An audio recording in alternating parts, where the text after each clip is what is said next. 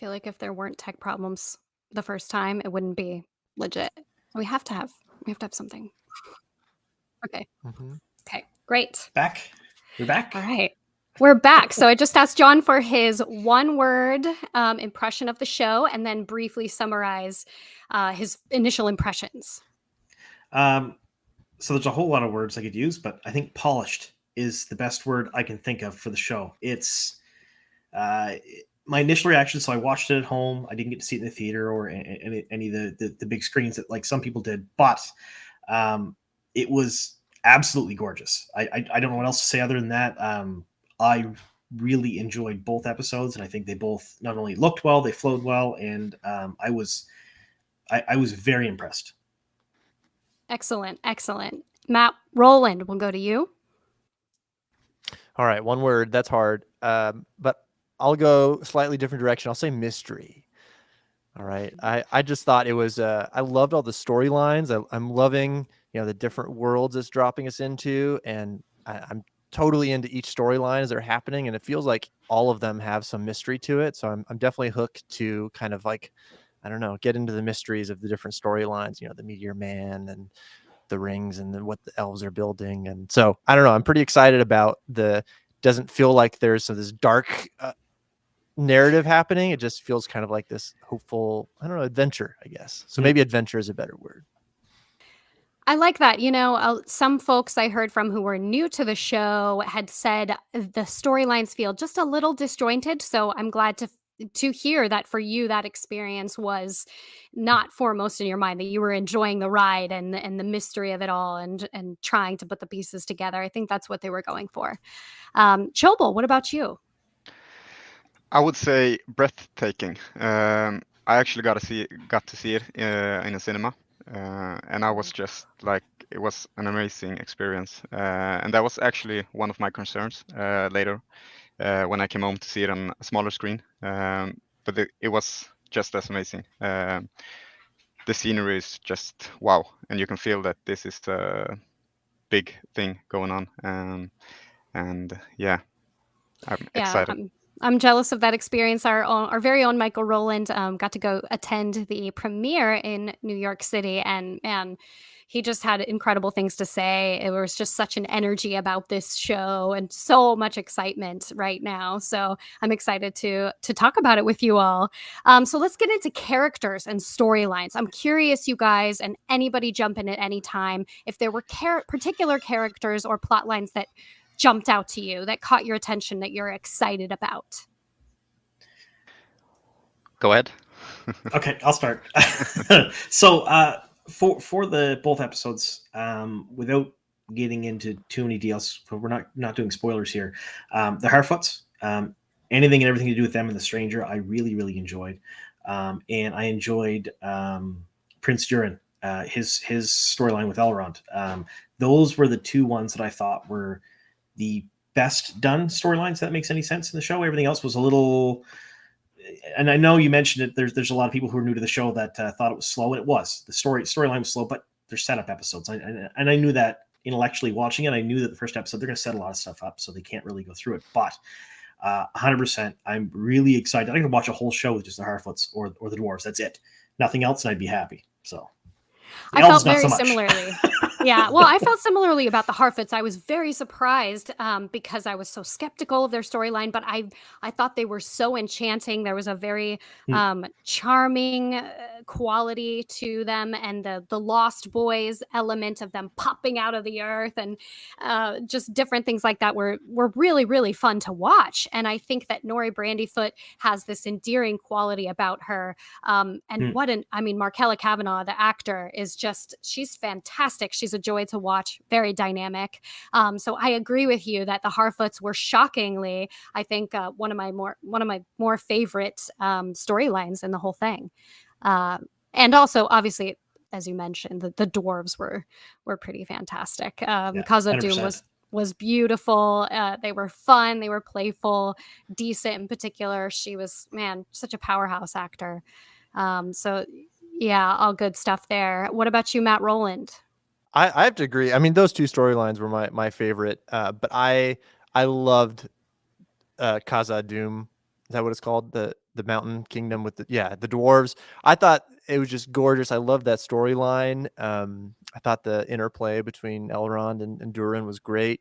But I also, just jumping to acting, but I thought Durin was my favorite actor so far in these first 2 seasons. I just felt like he brought a lot of depth to those lines, and it could have been really flat. It's a lot of what he was saying, but I kind of like that they made him an emotional character. It surprised me a little bit. You don't expect, this burly prince character who's in charge of mining, and he just obviously has a lot of emotional depth to him. He was hurt by his friend leaving, and I thought they kind of played out that whole storyline well. How just the introduction of him being rebuffed from the entrance to just the breakdown of that barrier and the distance, and then getting into the home. It just was a great arc. And I guess that's sort of what John was saying. It's just the arc of each episode.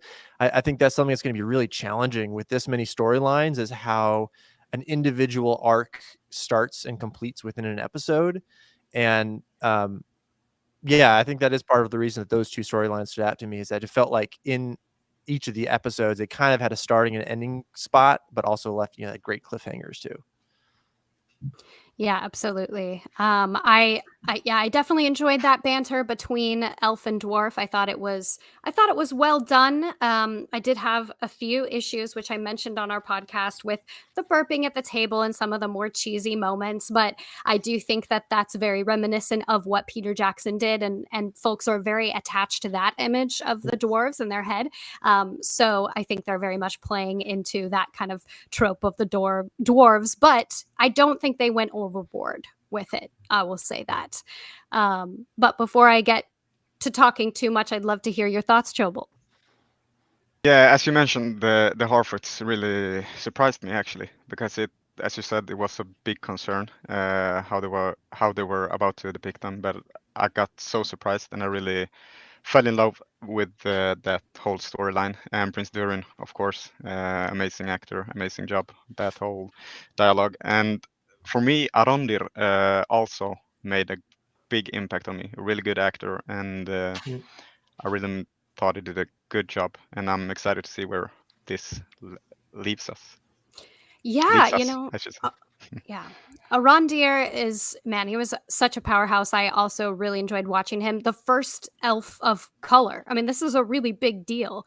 And in interviews with the actor, Ismael Cruz Cordova, I believe that's his name, he talks about, never imagining as a child that this would be possible for him.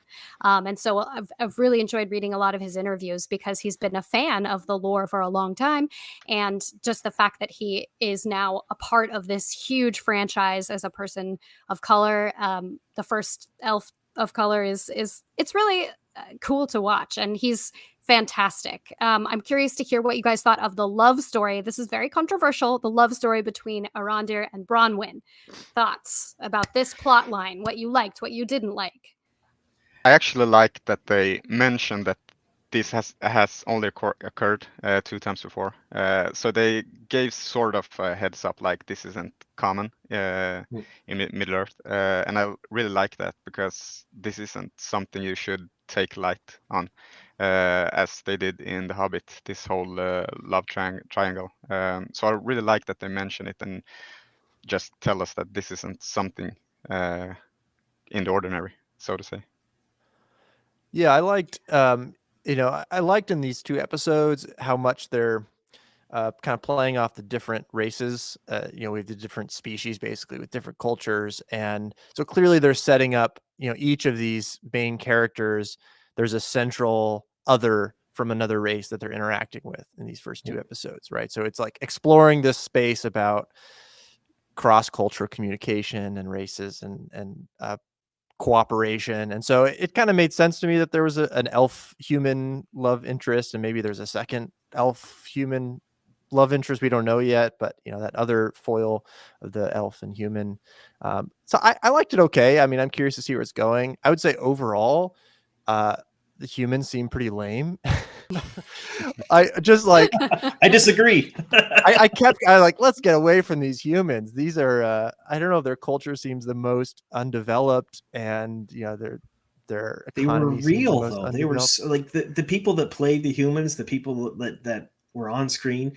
They were dirty. They were weathered. They were uncultured. They were uneducated in some cases. It seemed, and it was how I would expect it to be, a broken human civilization. Like I really enjoyed them. Not to say that I would watch a show fully about them. They're not my favorite, but I think they did a really good job with them. And Man, I'm chewing my tongue off right now because I can't talk about what it's hard for me to not talk about what happens. Good. read Lord of the Rings books and The Hobbit and 25 years ago or more now. It was high school, so a long time ago for me. I watched Peter Jackson's movies. I watched the Hobbit movies, unfortunately. I don't know if that's a popular opinion in Lord of the Rings fandom or not, but I didn't like those ones at all. I feel that way as well. Maybe a couple of times over the last 10 or 15 years. And so I don't know the lore. I don't know if things are supposed to be. I don't think how they work out. But I liked it. I like with Bronwyn and I can't, what was the elf's name? Arondir.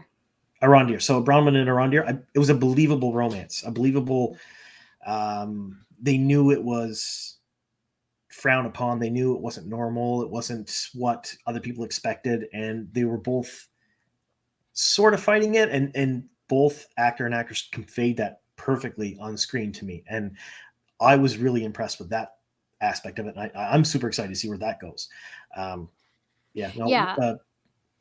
I think that they had a lot of good chemistry on screen, those two actors. My criticism would be that I wish I could have seen a little bit more of the build up to the relationship. They just sort of plopped us into their relationship at the time where the conflict is already happening. And I would have loved to see a little bit more background, but I'm a person who likes a slow burn.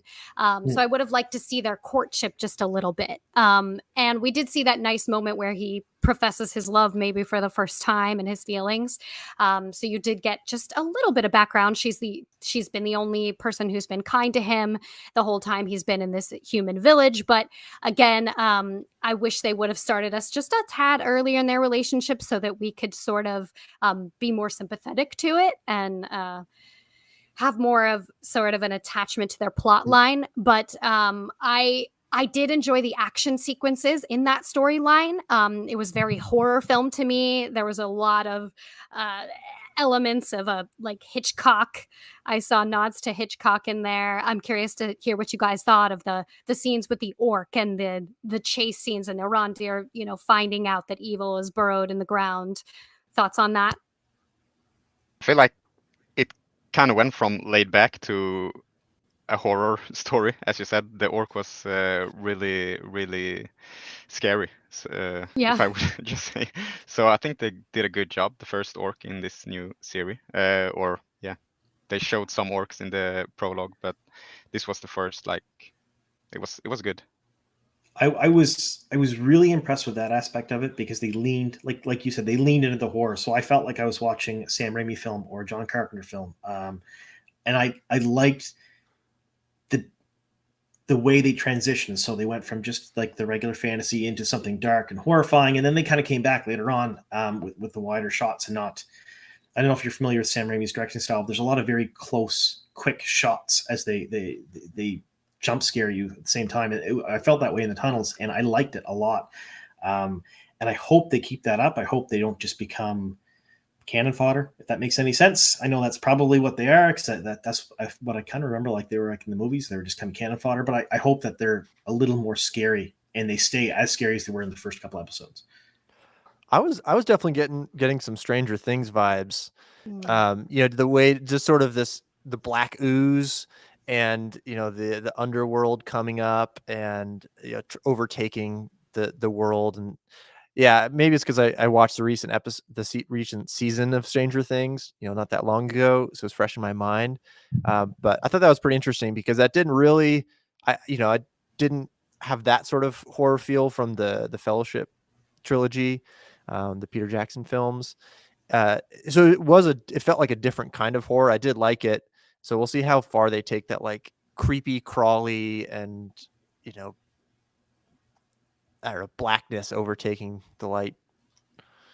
Yeah, I think that Peter Jackson, he was actually a horror film maker before he did those films, so he definitely infused some Hitchcockian elements of using the vertigo for certain scenes. And I noticed that they did similar things in this series, which is a nice nod to the Jackson films. But I want to get to Galadriel's storyline. She's obviously a huge power player in this series. She's a big focal point. A lot of people had criticisms. There was too much time spent with Galadriel at sea, her jumping off the boat with no plan. What's going on here? Her as a commander, a leader of an army. People have thoughts and feelings about this. So I'm curious to hear what you guys thought of Galadriel's storyline. Well, I guess I'll start. I really liked it. And I don't know how the lore represented her. I don't know how she's supposed to be, quote unquote. I'm using quotes there. I've seen a lot of anger online about it, but I didn't get it because I don't know it. To me, she seemed like the type of character that was always leap before she looks. 100%. She's very emotional and wants to deal with what she wants to deal with, and doesn't think of how she's going to get there. Not the journey, but the end result is all she wants. That's what I got out of her character. So when she just jumped off the boat, I was like, yep, that's what I expected her to do personally myself from what I had seen in the show, with no preconceived notions whatsoever of what I should think. I like that she was a badass. I like that she took control of her troops. I liked all the things that happened in her storyline. I don't know where they're going to go with it. I'm thinking that there's a love interest there that's going to be introduced. That's my guess anyway, but I have no idea. And I'm kind of hoping there isn't, if that makes any sense. I would prefer if she didn't have a love interest and she stood on her own 2 feet and she just did her own thing and was badass throughout the whole series. But I have no idea. Yeah, I'd agree with that. I liked her storyline. I liked how they portrayed it. I like her character so far. It's fun, since I have a reference point for her character from the other films.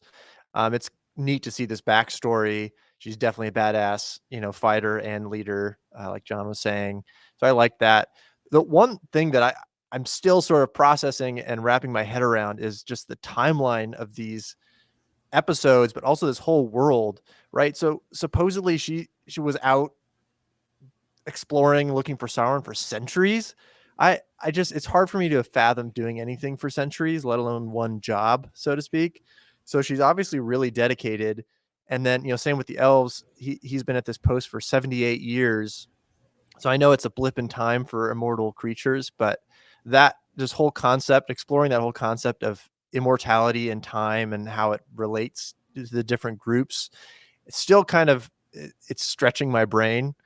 But the fact that she would be this dedicated to one job, I want to know more about her internal motivation. I know she's got, a lot of hatred burning inside of her, but to do anything for centuries, it makes my brain hurt. Right. I think what they were trying to do with the mark of Sauron is say, well, she has evidence that Sauron is still out there. This is her evidence. But for me, it was a little bit on the weaker side. Of course, she has this vendetta because he's, killed a lot of her family, which they talk about in the series. Her brother is dead, who we got to see in the beginning. So they're building this emotional attachment to these family members, these relationships. But I agree with you a little bit, Matt, in that the motivation seemed just a tad off to me, that she would choose to stay in Middle Earth. It seemed like a little bit of a stretch. But I, like you, am also excited to see her sort of arc, because we know, based off the Jackson films, this isn't spoilery, that she becomes this very renowned, regal, very calm presence, and we get to see her evolution, presumably through the show, to arrive at that point. So I'm definitely looking forward to seeing her transform during this series, and hopefully show some more. We get to see more emotional range from her. She's so far just been like fire and fury. So hopefully we get to see a bit of a softer side of Galadriel in the future.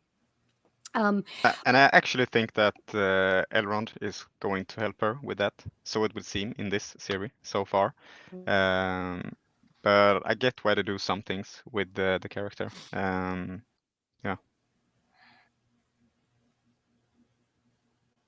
Yeah, well, you know, we were gonna make a recovery before we hand it over to our second panel. Anything you guys want to predict happens in the series? Just the folks who do not have a wider lore knowledge. So that's me and Matt, I guess. Do you want to go first, Matt? Do you have any predictions? Just you two. Sure. Yeah. I'll go. Well, I'll say, okay, a couple things that we haven't really touched on. I'll just throw out that I really liked, you know, having the Peter Jackson films is my main reference in the books. I really like that in this series, we're getting a deeper look in the cultures of the, you know, the dwarves and of the elves, but the hobbits too. Because I feel like in the whole Lord of the Rings, other films, you know, it's kind of all there's culture, but it's a lot of plot. And I like so far that we're getting this more nuanced view of, you know, how these cultures operated, what their religion was like, or, you know, what the industry was like, or what the technology was like. So I think just talking about things we're excited about, I'm excited to see that play out a little bit more. I really like those parts of this. You know, the world building from a landscape was amazing, but also the world building of the cultures, it felt kind of new. So I'm into that.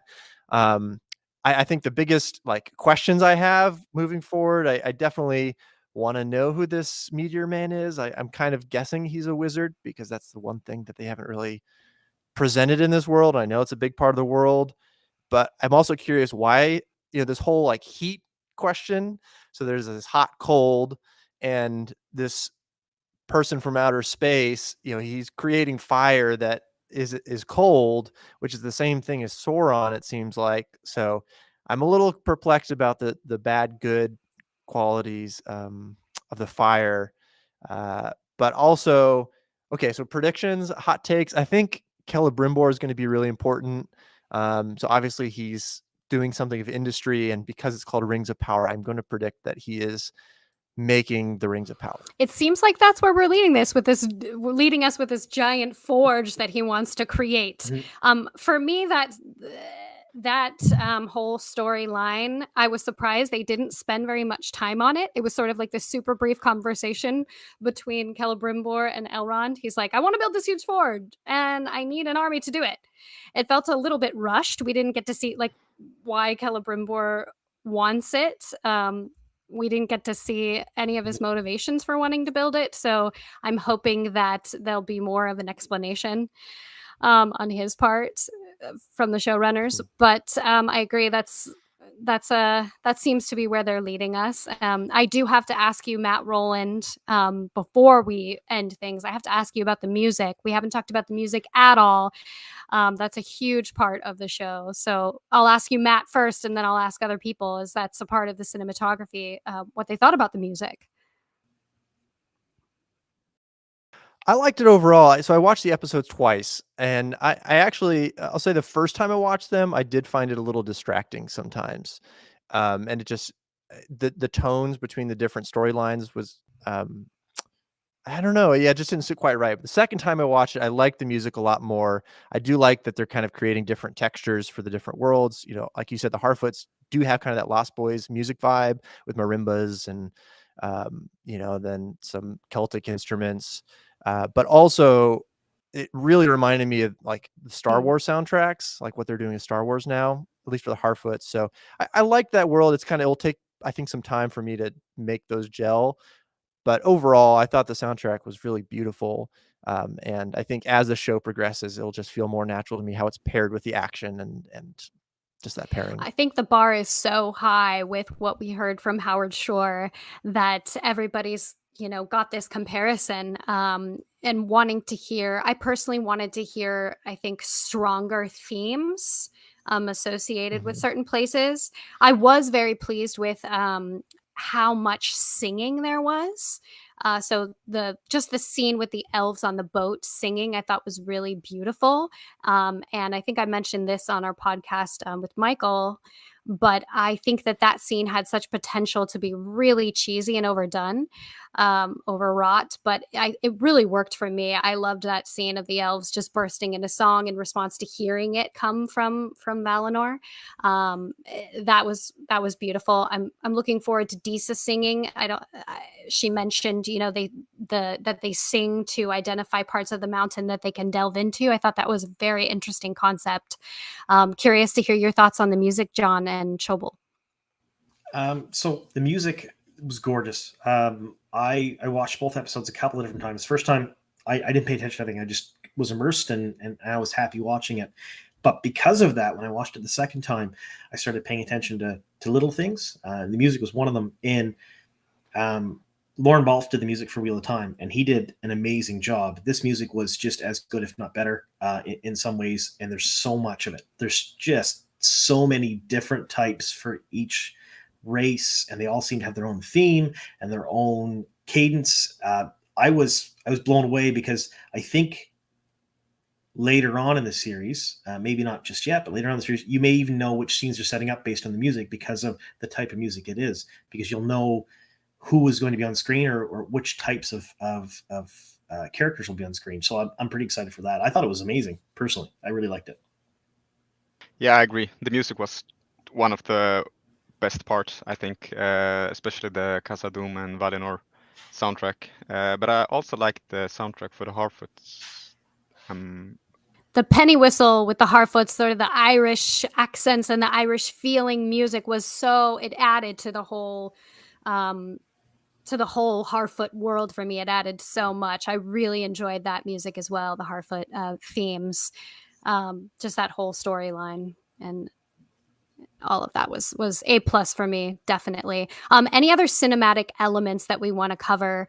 I'll mention that a lot of people were saying that they wanted more natural looking lighting, that one of the things that they liked about the original Lord of the Rings is that they used natural light when possible.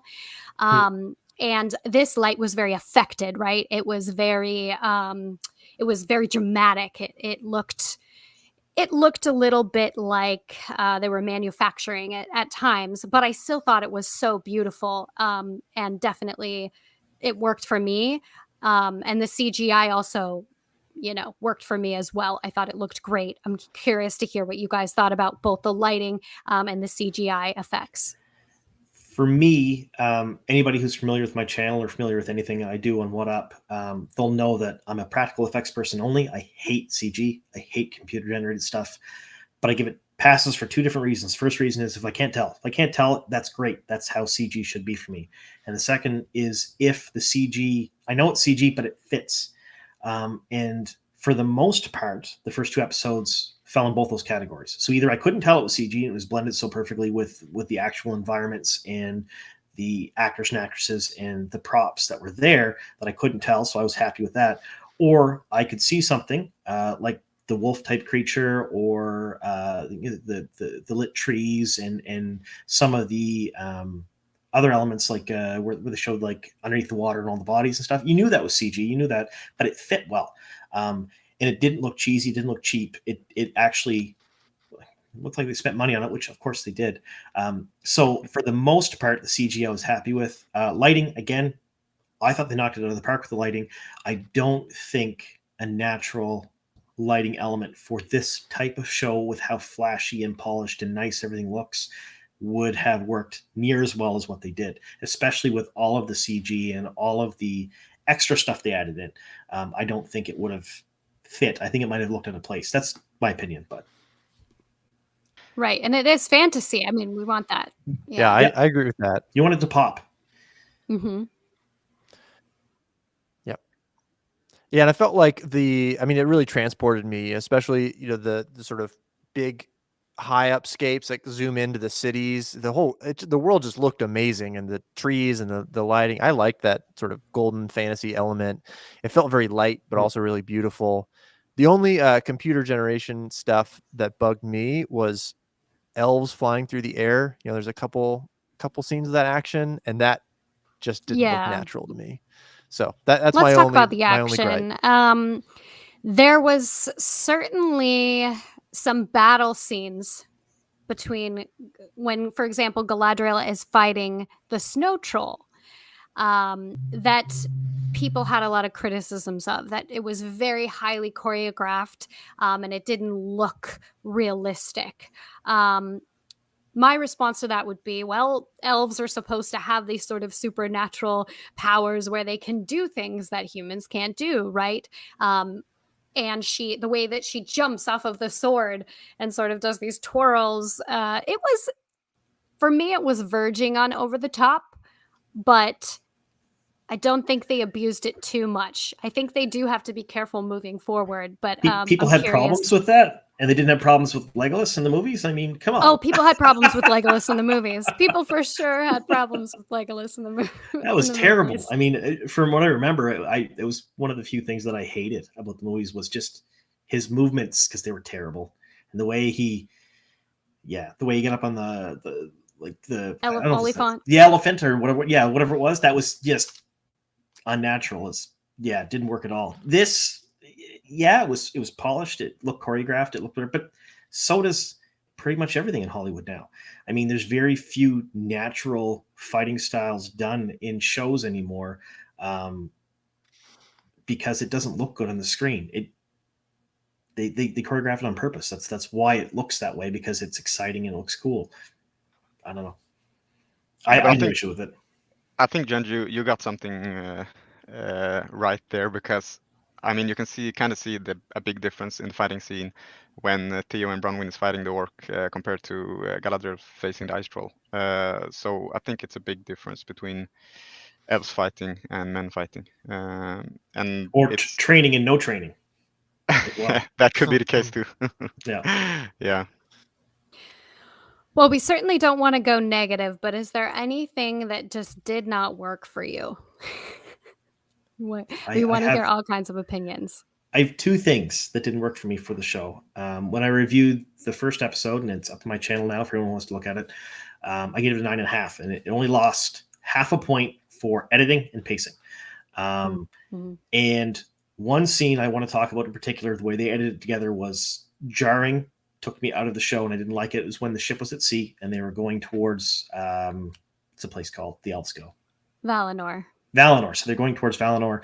So the ship was in the water, and the clouds and the color was all in front of them, and then they immediately cut to however many meters forward of the ship, and the clouds opened up, and I thought I was watching a Monty Python show where the clouds opened up and the big god or whoever in the sky was there.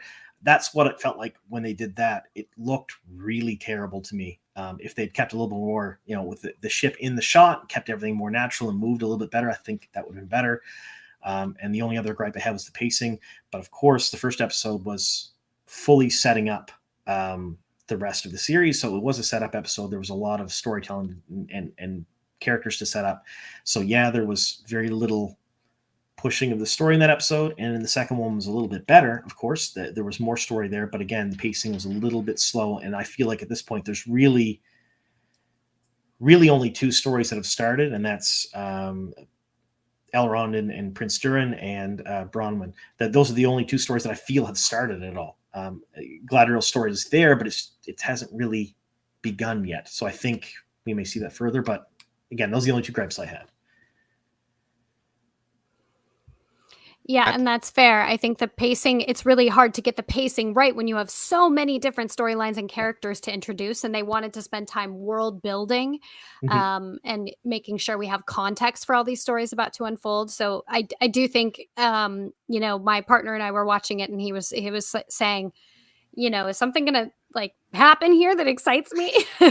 For me, I thought a lot of it was exciting, but personally, I think he had issues with the pacing as well. Anybody else? Yeah, I would just, I guess, say I sort of, at least right now, feel like the backstory with Galadriel I guess it's the first age, right? It felt kind of unnecessary to me. So I really liked the second episode better than the first episode. So maybe it was important for world building, but I feel like that could have been a flashback at some point. Because the main thing is now Sauron is the enemy. Morgoth, for me, Morgoth could just not exist, and it would be just as compelling narrative wise. I agree with that. 100%. Yeah, the childhood Galadriel stuff I could have done without. I don't think they nailed that scene. I don't think they hit it out of the park with the dialogue. Was very on the nose for me there. It was very like pretty heavy-handed. I don't know if anyone else felt that way, but the dialogue between Galadriel and her brother, it felt to me a little bit manufactured. And I said this, but I was hoping that it wouldn't feel invented, the dialogue, since they don't have books to go off of. And there were, don't get me wrong, there were scenes that I thought were done impeccably well with the dialogue, but I felt that similarly to you, Matt, that the whole elvish childhood probably could have been scrapped. I liked that we got, the background, but it was a little too heavy on here's Galadriel as a child, and there was like a cheesy element to it all. Yeah. The other elvish children don't like her very much. Just the playground bully element, and then the like, Galadriel, you're out, messing about again from the older brother was. I think it's really important in those first few scenes to really nail it, and that was something for me that was a little bit disappointing. Was just those first few shots, not the narration portion. I thought the narration was really great. I don't know if you guys liked the prologue. I loved the prologue. No, I did, yeah. Yeah, prologue was really wonderful. But also, yeah, I feel the same way as you, Matt. I probably could have done without those childhood Galadriel scenes. I think it's more. When is the watch party origami download? I like that. We cocktail can and add origami that. session? We do have cocktails every week, folks, which we're going to get to later in this stream. But I want to thank all of you newbies for joining me. You guys, I really value your input. It's going to be really fun to go on this journey with those of you who will be returning. So I hope you guys will come back and get joining us. This was the spoiler-free panel. Please tune into this panel if you do not want to know what happens, because we have newbies to the show who are just seeing it through fresh eyes and reacting to the show based on its own merits. And next up, we're going to have a panel of experts. We're like super nerds, lore enthusiasts who have a lot of knowledge about the books, and they're going to react to the show. They're going to break it all down for you. They're going to make predictions. If you're going to want to watch this, if you have any interest in the wider Tolkien canon. So thank you to my spoiler-free panel. I'm going to turn it back over to our host, Michael, now, and we're going to get rocking and rolling with the rest of our show. Thank you so much. Thank you, Thanks. guys. All right, here we are, back again. The three of us. Then there were three. That's how that goes, right?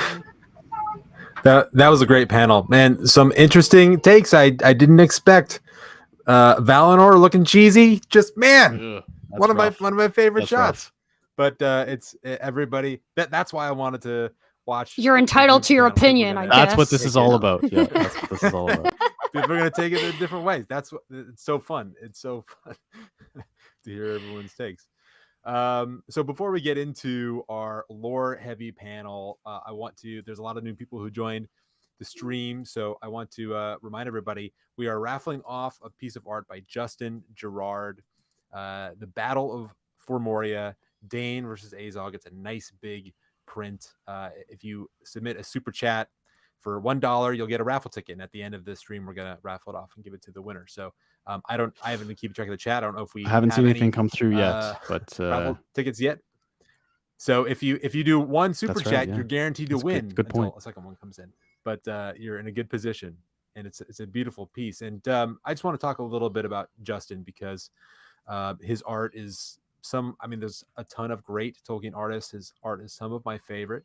He does a lot of work for a lot of different folks. He does some great work for Blizzard, that's D&D, Nintendo, Sony, PlayStation. He's illustrated for a lot of different folks. You may have seen his stuff out there. So he's very, very busy, and I'm very appreciative that he took time out to donate a piece, and also to create a coupon code for everybody who's watching here. If you go to his store and put in the code RING at checkout, you're going to get $10 off any purchase of $40 or more, which pretty much everything I think is about $40 or more. So basically anything on a site, for the most part, you're going to get $10 off. And so that's RING, at checkout, and his website is gallerygerard.com/store, gallerygerard.com/store. So please go show him some love. It's a really important, whatever you think of the show, which I'm having fun talking about it, but whatever you think of the show, support Tolkien artists. They're doing just fabulous stuff, and this is a community. So take this opportunity, grab that coupon code, and go buy something from Justin. And I think Kyle's probably going to be flipping through a few of his other pieces here, because there's some real beauties. You get Morgoth with Beren and the Silmarils. The Fall of Gondolin is a favorite piece of mine. So we'll probably see a few of those on the screen. Yes, there's a couple up here now. Stunning work, really. And yeah, and I like his style, his illustration style. It's it kind of stands alone, and he really has a mix. He does a lot of other stuff. So if you already have walls full of Tolkien art, you can get some other types of stuff. There's sort of I don't want to say generic fantasy, but there's kind of D&D influenced fantasy that's not linked to Tolkien, but it's sort of within the fantasy realm. Lots of stuff like that. A lot of sort of classical looking figures. So you can, even if you're all stocked up on your Tolkien stuff, there's a lot of other great art for you to peruse. So go check it out. And I also want to remind people that on Fridays, when the show airs, we are having a watch party. We have recipes that we've been tweeting out. This week was Sam Gamgee's loaded potatoes. It was loaded cheese fries, and there were quite a few people who participated in that, and we had a lot of fun sharing photos. And you can join the live Discord, which we make live a couple hours before the show airs, and so people are messaging about the recipe and of course chatting about the show, which is really what we want to do. And so I think we're going to have a few of those photos up on the screen here of the food. And if you partake, we have custom drinks. These are all season going to come from Liquor and Lore. Liquor and Lore actually is helmed by Sam, who's one of the co-hosts on Watch Party's House of the Dragon podcast, A Watch Party of Ice and Fire. And he comes up with some great drinks. And this last week for episodes 1 and 2, it was the Galadriel. So champagne, gin, mint, very, very fresh with a dab of gold dust, which I didn't know you could. I have to say, I felt so fancy drinking it. I was like, I'm drinking gold. Yes. Yeah. It could have tasted I think awful. I'm just going to put it in all my drinks from enjoyed now it on. I've got some water here. You can't see it, but it doesn't matter. I felt very dwarvish, honestly. I felt like all my insides were coated with gold. So I'm pretty sure dwarves are adding gold luster dust to all their drinks. Yeah. And so the recipe came from, by the way, from Spend with Pennies. Holly runs Spend with Pennies, and it's a great food blog. Lots of budget conscious recipes. Go check them out. I think they have a book. So again, they did all that for free, for no compensation whatsoever, just for fun and to help us out. So please go patronize them and show them some love. I think now we're ready to get into our lore panel. What do you think? Let's do it. All right. All hail the super nerd. Right, so we're gonna Thanks, Jen. Thanks, guys.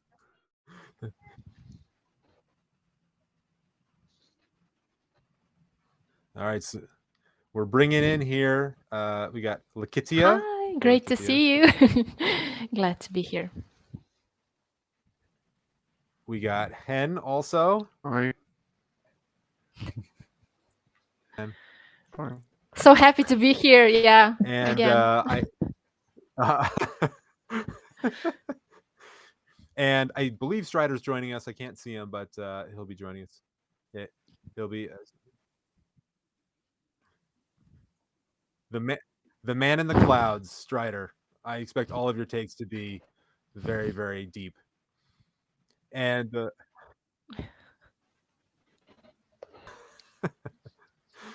and then we also got joining us our special guest, Matt. Good. Thanks for having me, guys.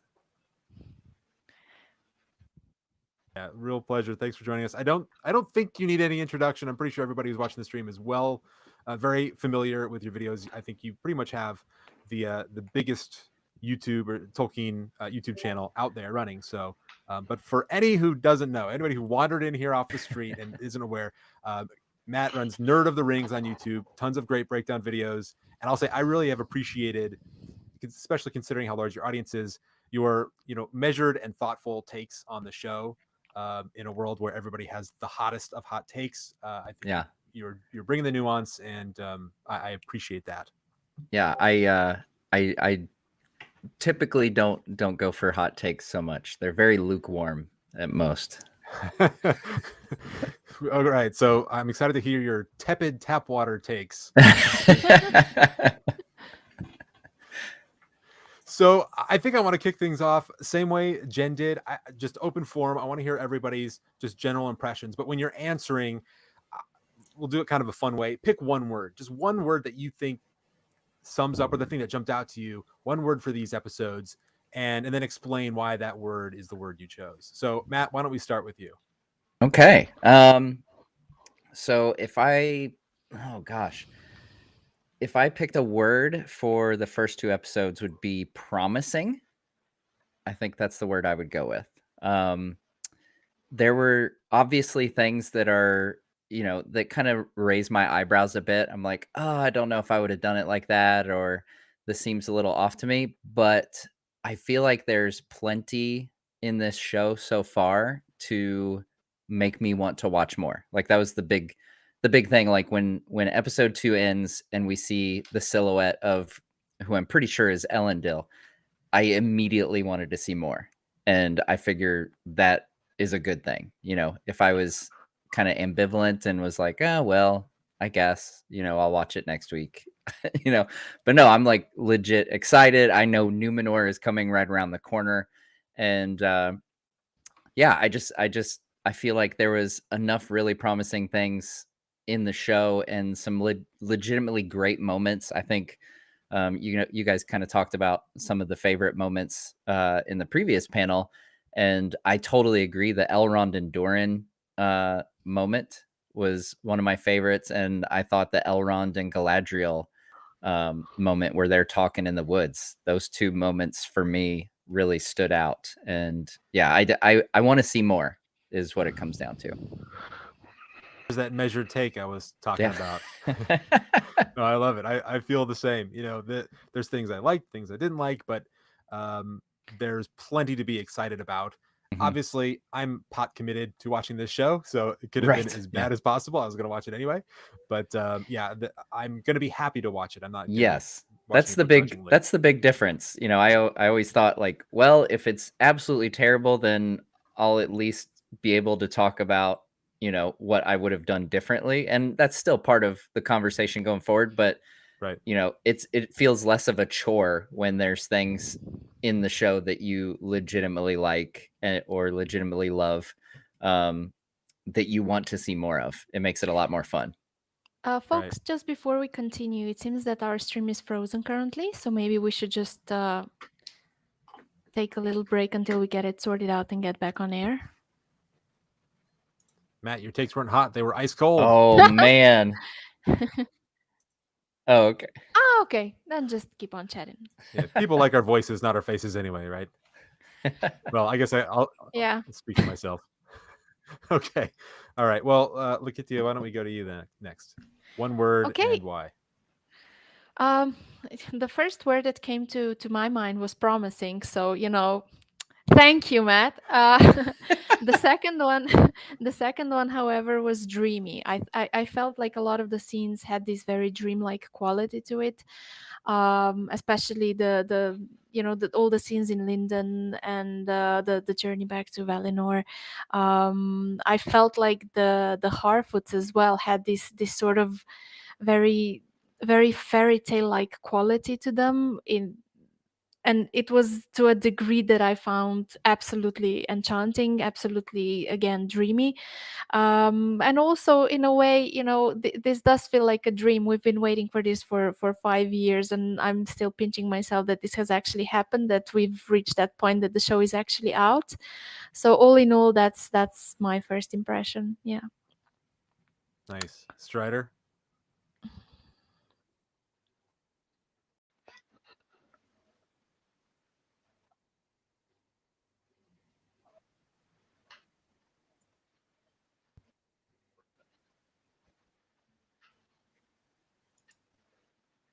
Places we haven't seen before. So we had to establish Eregion. We had to establish Khazad-dûm in a way we haven't seen it, on such a grand scale, because this is like a whole live place now compared to the movies. We had to see Linden, which we saw only as like maybe 3 minutes of it, 5 minutes of it at the end of the Return of the King, and we also had the Southlands. So I think the episodes did a pretty good job of explaining and establishing the whole world and creating the setup for forwards. They weren't ideal. There were some maybe editing issues, and some people didn't like the pace, some people didn't like some other things. So there was definitely some issues there, but overall, I think they did a really solid job of giving us a base to move forward on from here. I agree with that wholeheartedly. Hen, how about you? It's unfortunate I've been saved for last because it's going to make me sound quite petty, because my word for it, and it's going to sound charitable on purpose, I'm afraid, is that it was pleasant. By which I mean, and I really mean it in a kind of charitable way, because it was nice to look at, nice to listen to. It was intercut not very well, actually, at all, and structured very, very oddly, especially the first of the 2 episodes. I am judging them together as a suite, but at the same time, the first of the 2 I thought was, and the more I always watch anything that I'm going to review twice.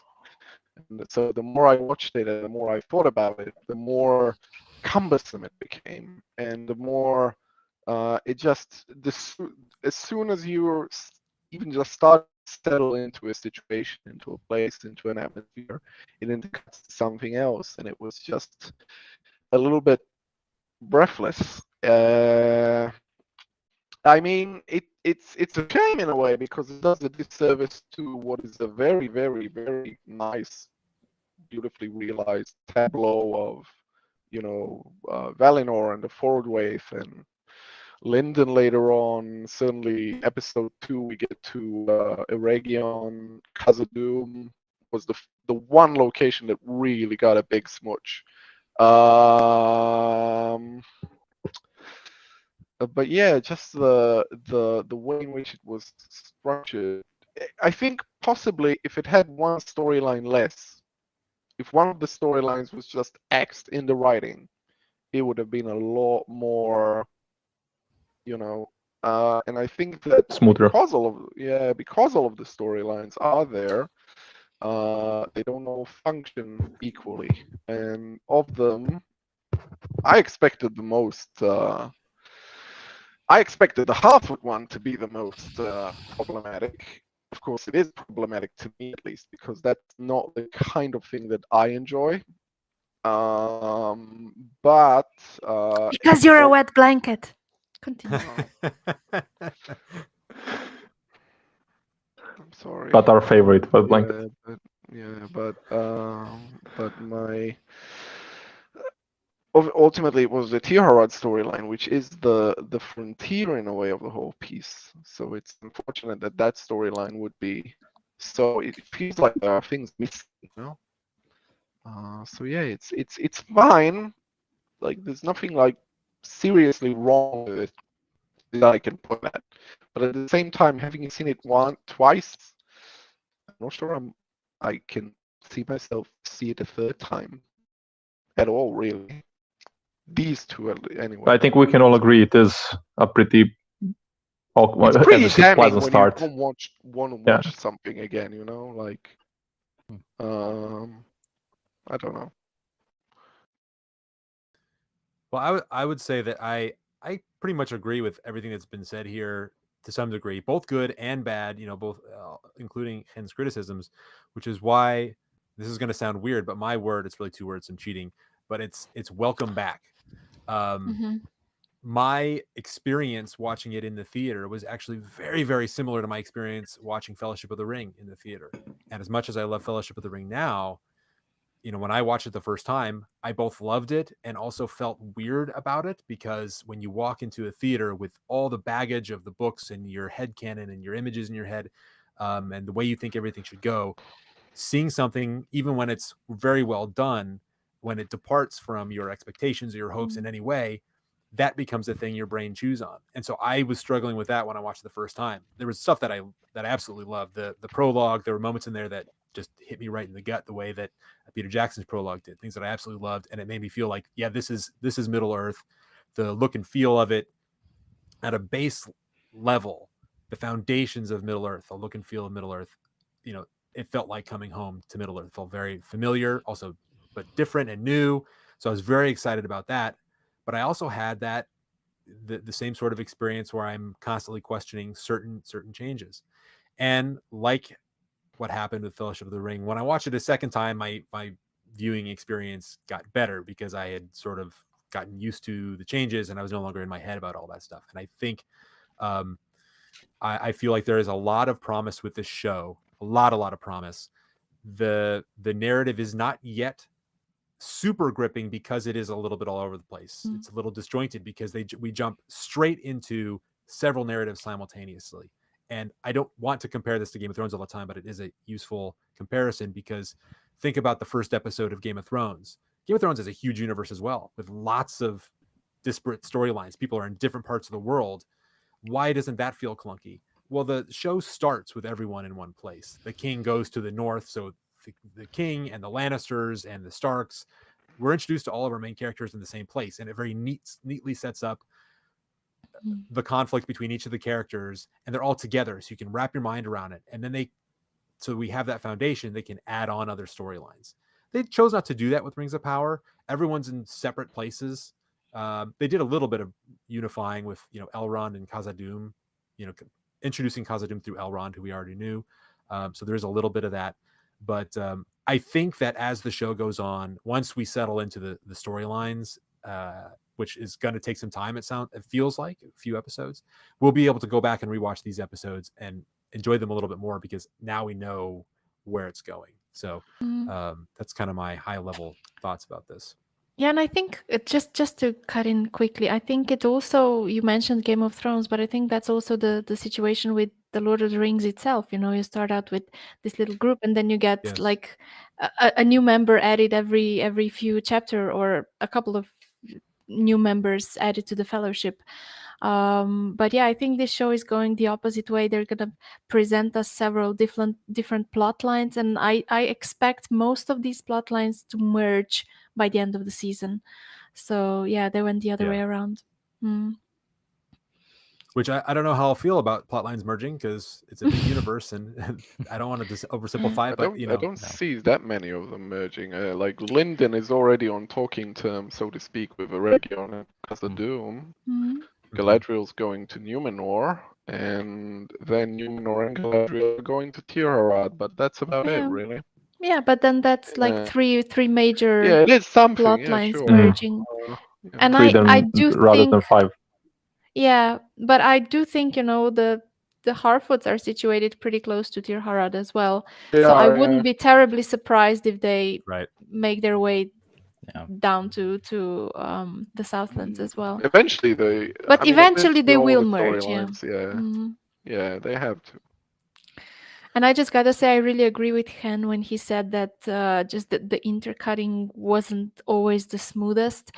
For me, particularly jarring was when we first start with the rock smashing competition, and then it just starts, and you're like, okay, this is exciting, and then you cut to this pastoral idyll with the Harfoots just trekking across the landscape, and I'm like, really? I had that same moment in mind, actually. It makes the stone breaking competition seem like it took so much long because you cut away from it to the Harfoots and then to Galadriel doing her, cross-continent swimming competition. and as a result, when a film or a TV show cuts away, you imagine that the other plot lines are continuing all the time while you're away. Yeah. So it's illusory in a way, but it makes you feel like it makes it seem like the rock raking constant on for days. Really, it's very tricky. And really, the reason why I feel that the Khazad-dûm piece was by far the most successful part of the thing. There are a couple of reasons, but one is that once we do cut back to the stone breaking, rock breaking competition, we have the tail end of that scene, followed by a confrontation between Durin and Elrond, kind of domesticated it, though it may be a little bit on the elevator, and then a kind of slightly sitcom-y, but in a pleasant way, scene with Durin and Disa. So we have 3 scenes in the same locale played back to back, instead of the kind of potpourri of cutting to this one and that one and this one, which kind of dissolves the whole effect. And I'll say one last thing before we jump into our really specific lore questions. One thing I've noticed, seeing people's reactions online, everyone's reacting differently to different things. Some people adore all the scenes with Durin and Disa and Elrond. Some people have issues with it. Some people love the Harfoot. Some people have issues with it. Some people, I love the at least the visuals of going to Valinor. We saw on our newbie panel. Some people thought that was hokey. It was like something out of Monty Python. So I think we're going to see a lot of that. People having completely different subjective experiences and opinions about what they're watching. There's going to be a lot for everybody, but it's going to be different stuff. And I think that's fascinating. So I got a few, I want to dig into some really kind of meaty lore questions if we can. And so I'll kind of lay it out there, so, kind of an extended question and let you guys kind of debate it. So the first one I have here is I want to talk about Sauron's mark. And this is kind of to wet our whistles a little bit. So Sauron's mark to me appears to be more than a mere sigil. It was cut or branded into Finrod's chest. It appeared on the anvil in the icy fortress of the Forodwaith, where Galadriel poured water on it, and it appeared. It is found on the hilt of Theo's broken blade. And in at least 2 of these examples, the mark is linked to some sort of magical item or place or event, right? The anvil, which Sauron was using in pursuit of some dark sorcery of old to meddle with the unseen world. And then we've got the blade, which we see beginning to reform after coming in contact with Theo's blood. And both Galadriel and Elrond say multiple times that nobody knows what the mark is. All the lore masters have no idea, which just screams to the audience that this is a mystery we are supposed to care about and follow as the episodes go on. So is the mark more than just a sigil? Does it have something narratively important to it? And perhaps the mark itself has power. Perhaps it's a spell of some kind that they'll treat it that way. So what do you guys think is the deeper significance of Sauron's mark? Strider, let's start with you. Well, I guess that is one of the main questions, basically, that are set up in the first 2 episodes. But it does remind me, on a way smaller scale, to what Gandalf did to Bilbo's doors. I think he also leaves a mark, and I think that the mark also had some sort of like a magical sign role there. So it kind of reminds me of that. But I think it's a really good, it's a really well set up mystery. But I cannot recall. I mean, we have the doors of Durin, but it's not that the labs themselves are in a way magical. It's the doors. There's a spell on the doors that works in the way that it works. So I'm not sure how to feel about this. I was trying to remember to dig up some other place in Tolkien's lore about such a magical item, if I may say so. But I haven't successfully managed that yet. I think it's a really good mystery for me. So I have a very specific theory on this mark that I put in my breakdown video for the first episode, and then I think in one of the trailer breakdowns that I did. So for a long time we saw it, facing kind of up and down, and then when we see it on Finrod, it's to the side. So like back when it was up and down, I was like messing around with it in Photoshop and stuff and twisted on its side. And to me, it looks like the map of Mordor. And it's like the mountain range outlines it. And if you kind of overlay them, there's like a little hump on the line that goes through kind of the U shape. And I think it comes pretty close to lining up with where Mount Doom is in Mordor.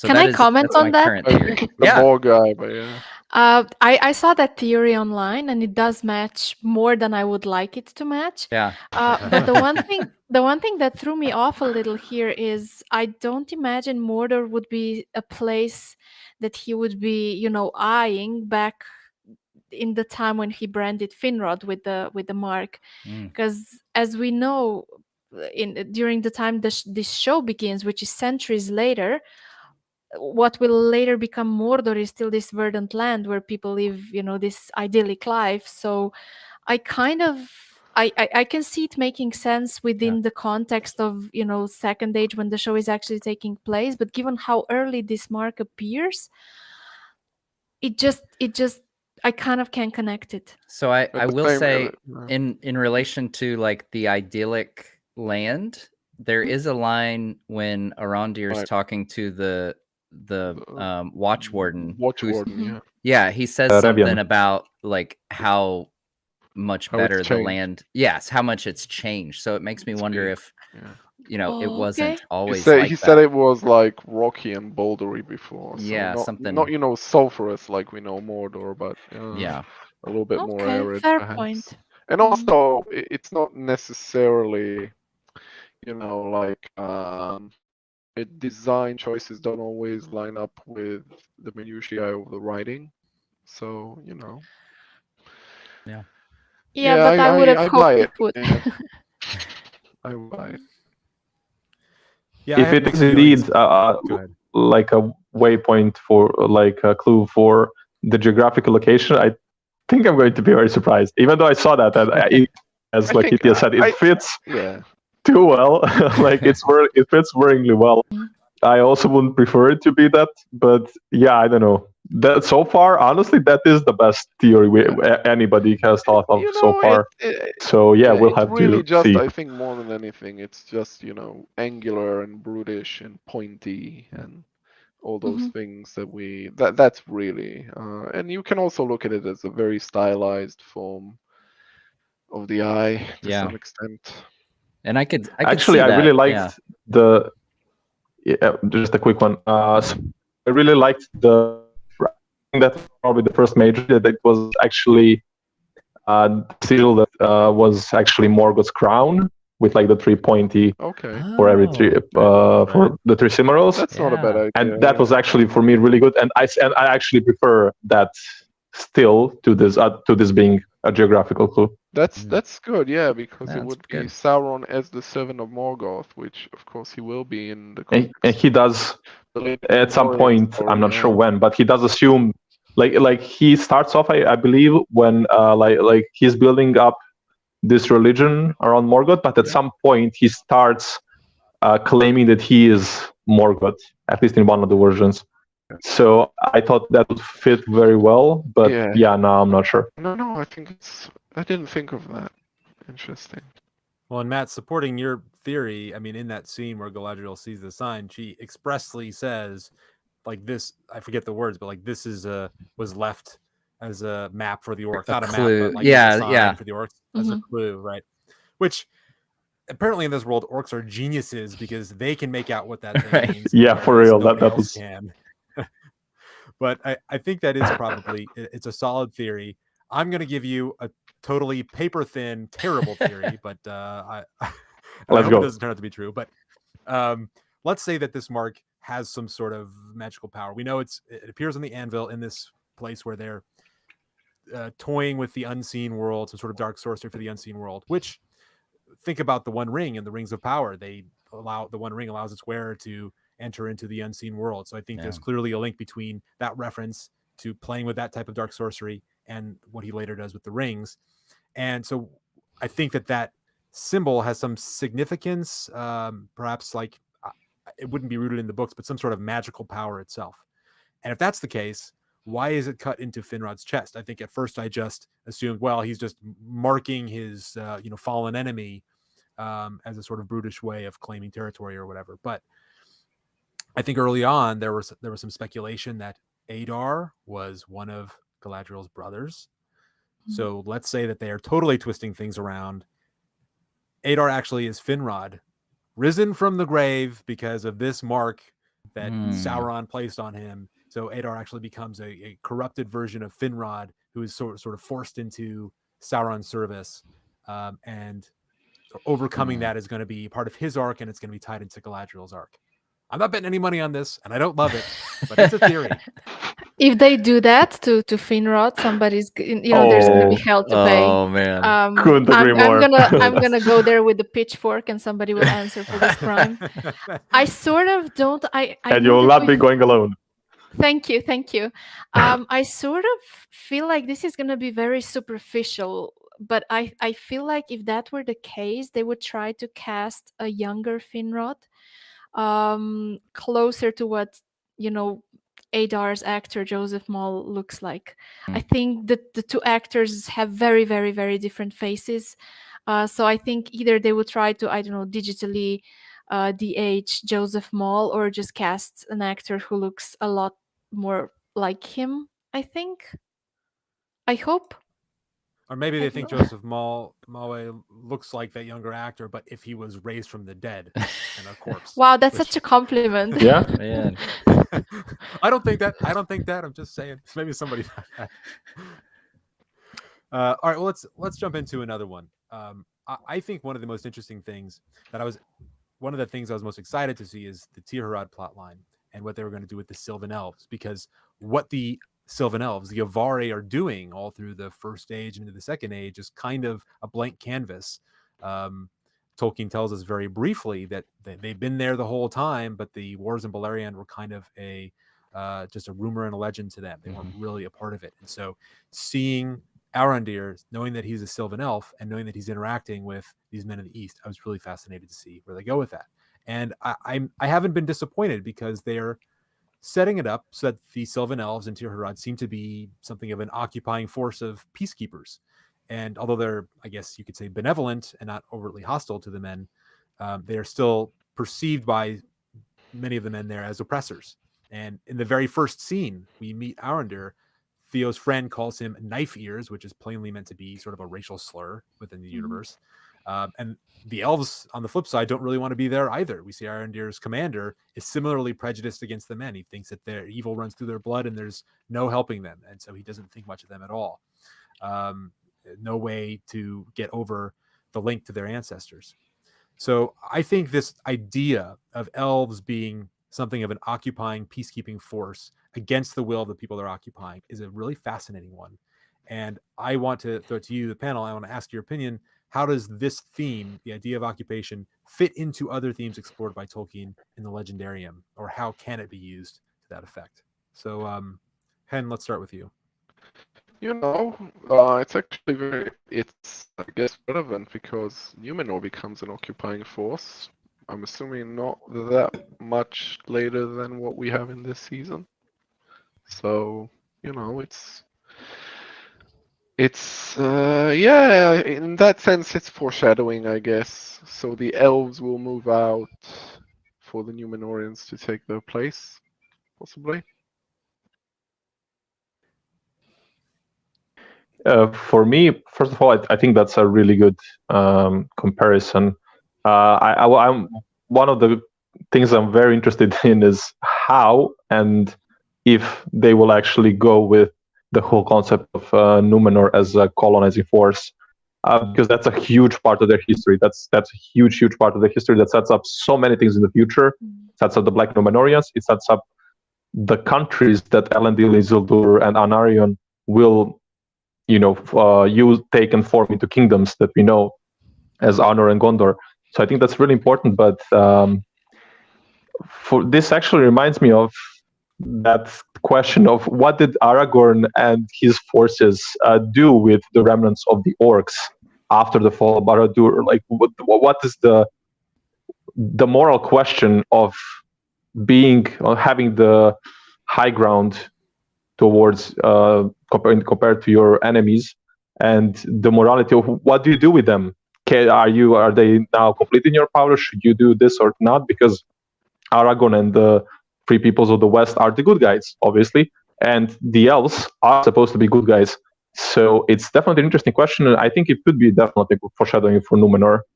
But I didn't expect this to be. I mean, I didn't it's not expect going to be in the them to same be place. Yeah, like this. it's not going to be in the same place, the occupation, because Tirharad kind of goes kaboom. So, Yeah. you know. Yeah, sure. Yeah, Right.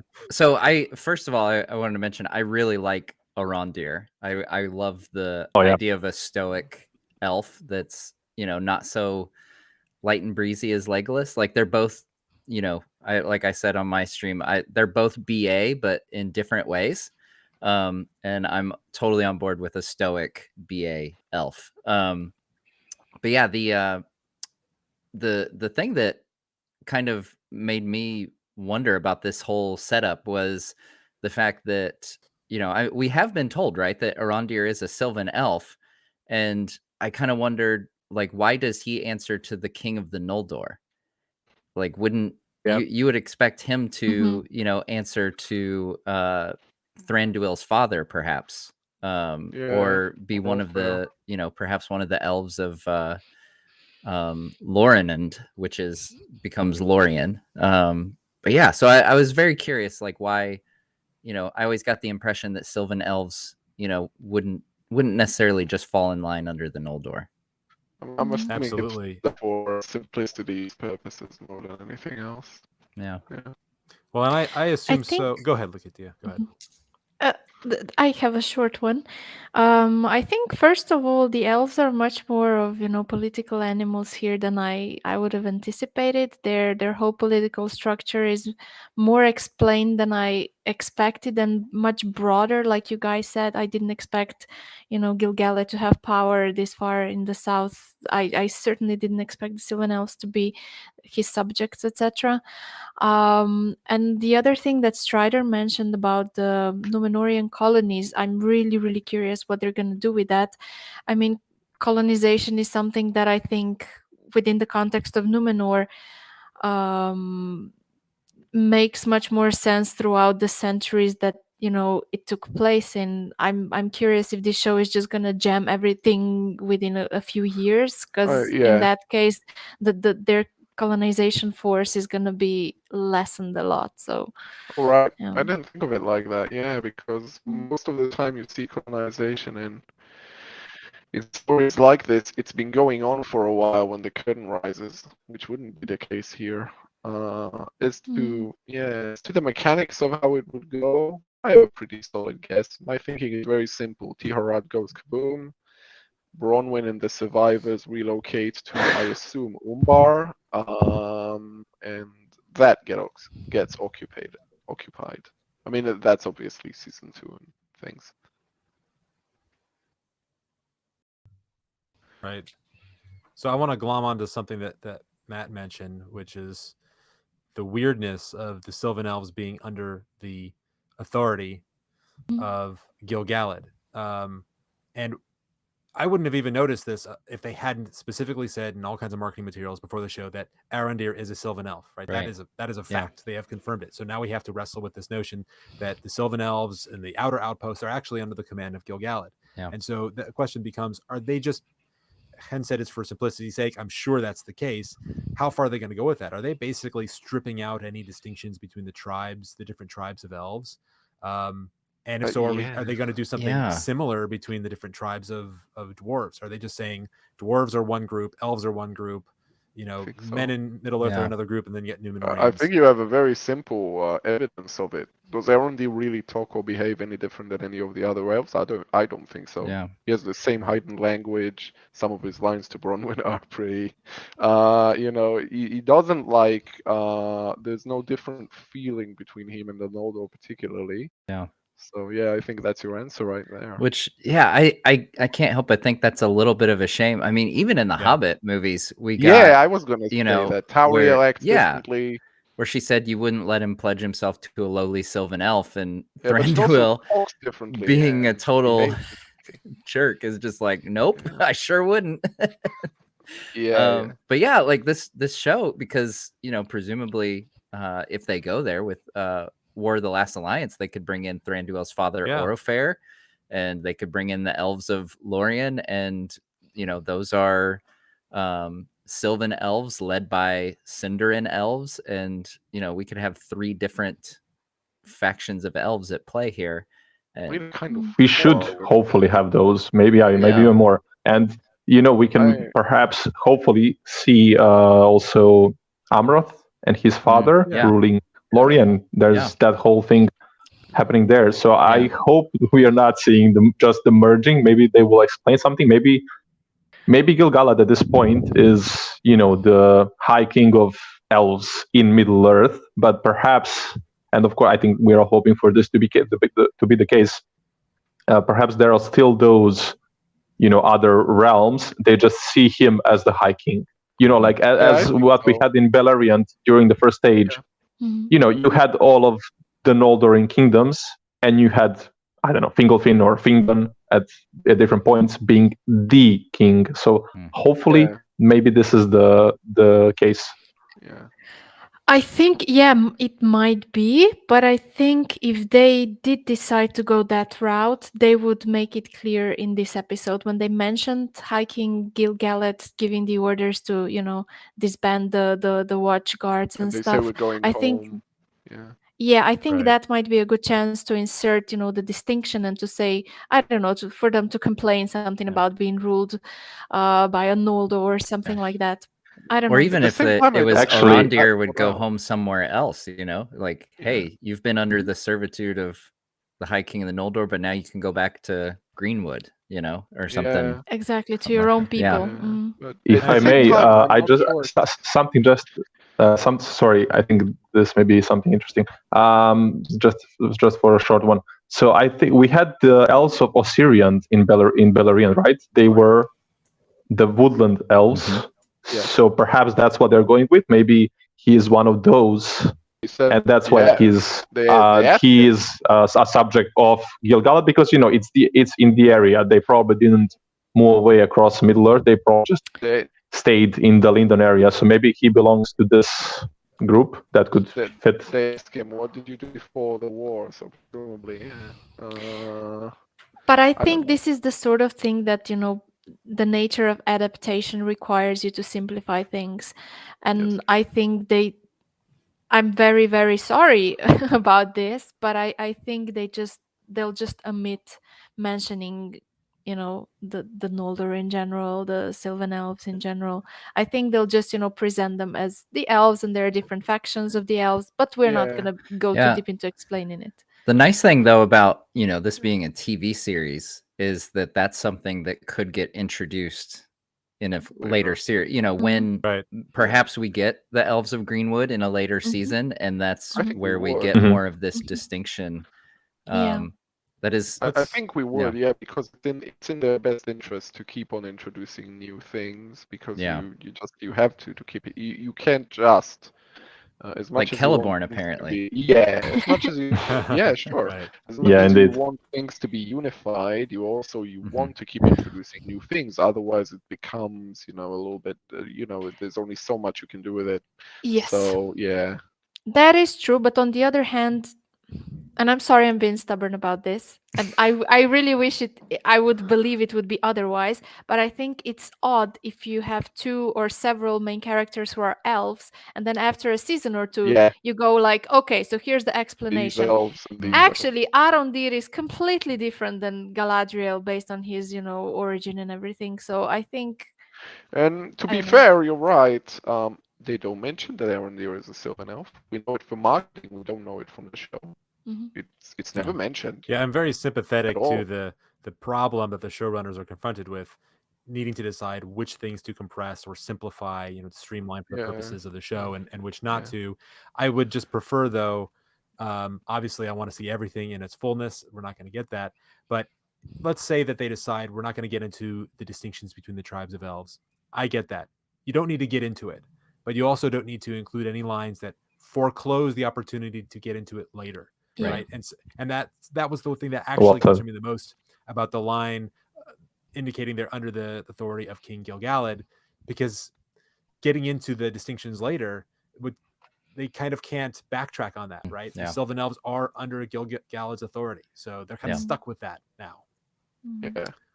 I really think, as much as it's very easy to take quotes of the showrunners like, "Oh, we have it all figured out," and take it really, really, really far. They have an outline don't, like it's not that worked out that it's really necessary to look at every single line that is being said as something that is going to be they're going to be totally beholden to as they develop the plot on, or something. The behind each line is some sort of intention that would become clearer in, future seasons, because that's just not how it works,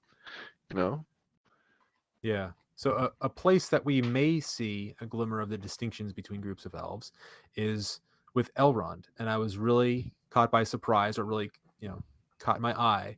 That scene, the introductory scene with Elrond, where he's being told, sorry, you can't come to the meeting today, elf lords only, right? And so we are seeing, getting our first taste in that scene and elsewhere in the show of what elvish governance looks like, power structures, economic, their economy, and a potential caste system. I mean, Elrond, we imagine him as being an elf lord, but at this point he is not. And even though it's established that he's Gil-galad's right hand, he's writing speeches for him. Gil-galad makes a comment indicating that he knows Elrond wishes to lead. And yet, despite his position of authority within the group and as Gil-galad's right hand, he still isn't allowed to go to the elf lord meeting, right? So I thought that was really interesting. I think it's just to make Elrond the everyman, and to be fair, it's one element of the show that is really, really, really very, very successful. Elrond is a much more involving character, really, than Galadriel, really than anyone else, really. And that was very nice. So yeah, it's a little bit stretching the imagination in a way, but it works. Yeah, I honestly, before a lot of the marketing came out, I did an entire video where I was making the case that Elrond should be the main character. Not that I don't have anything against Galadriel being the main character, but I feel like Elrond is the more interesting and has, at least in terms of book lore, like has the best entry point for the Second Age characters. And I think we are seeing, they're dialing him back a little bit now so he can grow into the character that he becomes. So I'm guessing a big moment for his character will be when, in the aftermath and even during the War of the Elves and Sauron, that he founds Rivendell. And that's when he's going to come into that leadership role. Yeah. I kind of agree with you guys, and I agree with what Hans said. I think they just really wanted to make him be a little bit more marginalized within the Elven society. I wonder if they're gonna take, I don't know, maybe his position as half Elven somewhere else. I kind of don't want to see that happen, but I'm afraid they might. And I just want to say that I really appreciated that his introductory scene. I thought it was wonderfully done, and I especially feel like when he said, well, maybe I just didn't want to be found, or something along those lines. I felt like that was such a huge and wonderful shout out to all the introverts out there, and it was acted with such delicacy as well. So I really apprioappreciated that. There was something about it. It kind of reminds one of Frodo and the opening scene of the Fellowship of the Ring. Like he starts in a very similar position. So I would say I very much agree with Matt. I actually remember that video, and up until I saw this video about Elrond, I didn't maybe completely think about it. But when I saw the video, from then on, I'm definitely in the camp that Elrond perhaps was a better choice for the main lead. As you say, he has so many good entry points, and just look at his lineage. Like he has everything there, and to add to that, it was a bit strange for me. I can see the meta reason, as Hans said, they want to make him more approachable, to be kind of on the sides of everything, so it's easier for us to connect with him. But he's played as he is the noblest nobility they have. Like he has, in a way, higher lineage than literally any other person left in Middle Earth. In all Middle Earth history, really. In anywhere, basically. Like he is an elf, a man, and a Maiar, right? Yeah. So there is so much there. I mean, his father is flying the heavens, you know. So it's kind of weird that he is in this position where, you know, you should stay out of this council, you know. Yeah, but he's So also that was very interesting. so he's also younger, so it works, I think, like that. Like, oh, he's the junior division, you know? And he's played as younger as well. Yeah. That is a fair point. Is anybody else really hoping that we get at some point a Numenorean who comes to Middle Earth and meets Elrond and recognizes him as Elros's twin brother because they probably have statues of him? That would be great. That's why. That's why we kind of I think we chatted about this quite a lot everywhere on Twitter, on Discord, on our YouTube channel. That's why a lot of us were kind of disappointed that it was Galadriel, not Elrond, who was taking the journey to Numenor. I think there was a big missed opportunity, and I understand it's the dramatic arc they want to go with, yada yada. But for me, that would have been that much more special. Yeah. It should have been. Just imagine him looking at the statue of his brother. That's such a great moment. And the so I'm hoping that somehow we get to see him there. We may still we get didn't see it. We didn't see. Yeah, we may still get it. No, but I mean, we didn't see it yet. We saw an excerpt of Galadriel, enunciating her, position to the court, and I feel like with Elrond, it would have been much more. Oh yeah, my dad that would carry a lot of weight. That statue that looks just like me, and the star that you guys followed to get here. That's rather than the more enunciatory, grandstanding thing that Galadriel seems to be doing, which he has been doing for a bit of. Right, just grandstanding. I just imagine I like the Numenoreans, like all, Elrond being walked down the streets of Numenor and like everyone like turning their head like, wait, what? Yeah, and it would have been so much more precious just to see Numenor through his eyes. I mean, now we're going to see it through Galadriel's, which is fine. But in that case, it would just be like, wow, these are my brother's people, Yeah. They made this. They built this from the ground up. So, yeah. And I mean, the fact that he fosters, the line of the Numenoreans, like all those heirs, Yeah, exactly. from that line. And it's him, preserving his brother's line. Yeah. I think seeing Elrond in Numenor is probably in my top 3, top 5 things I want to see until the end of the show. Definitely because of all the reasons mentioned here.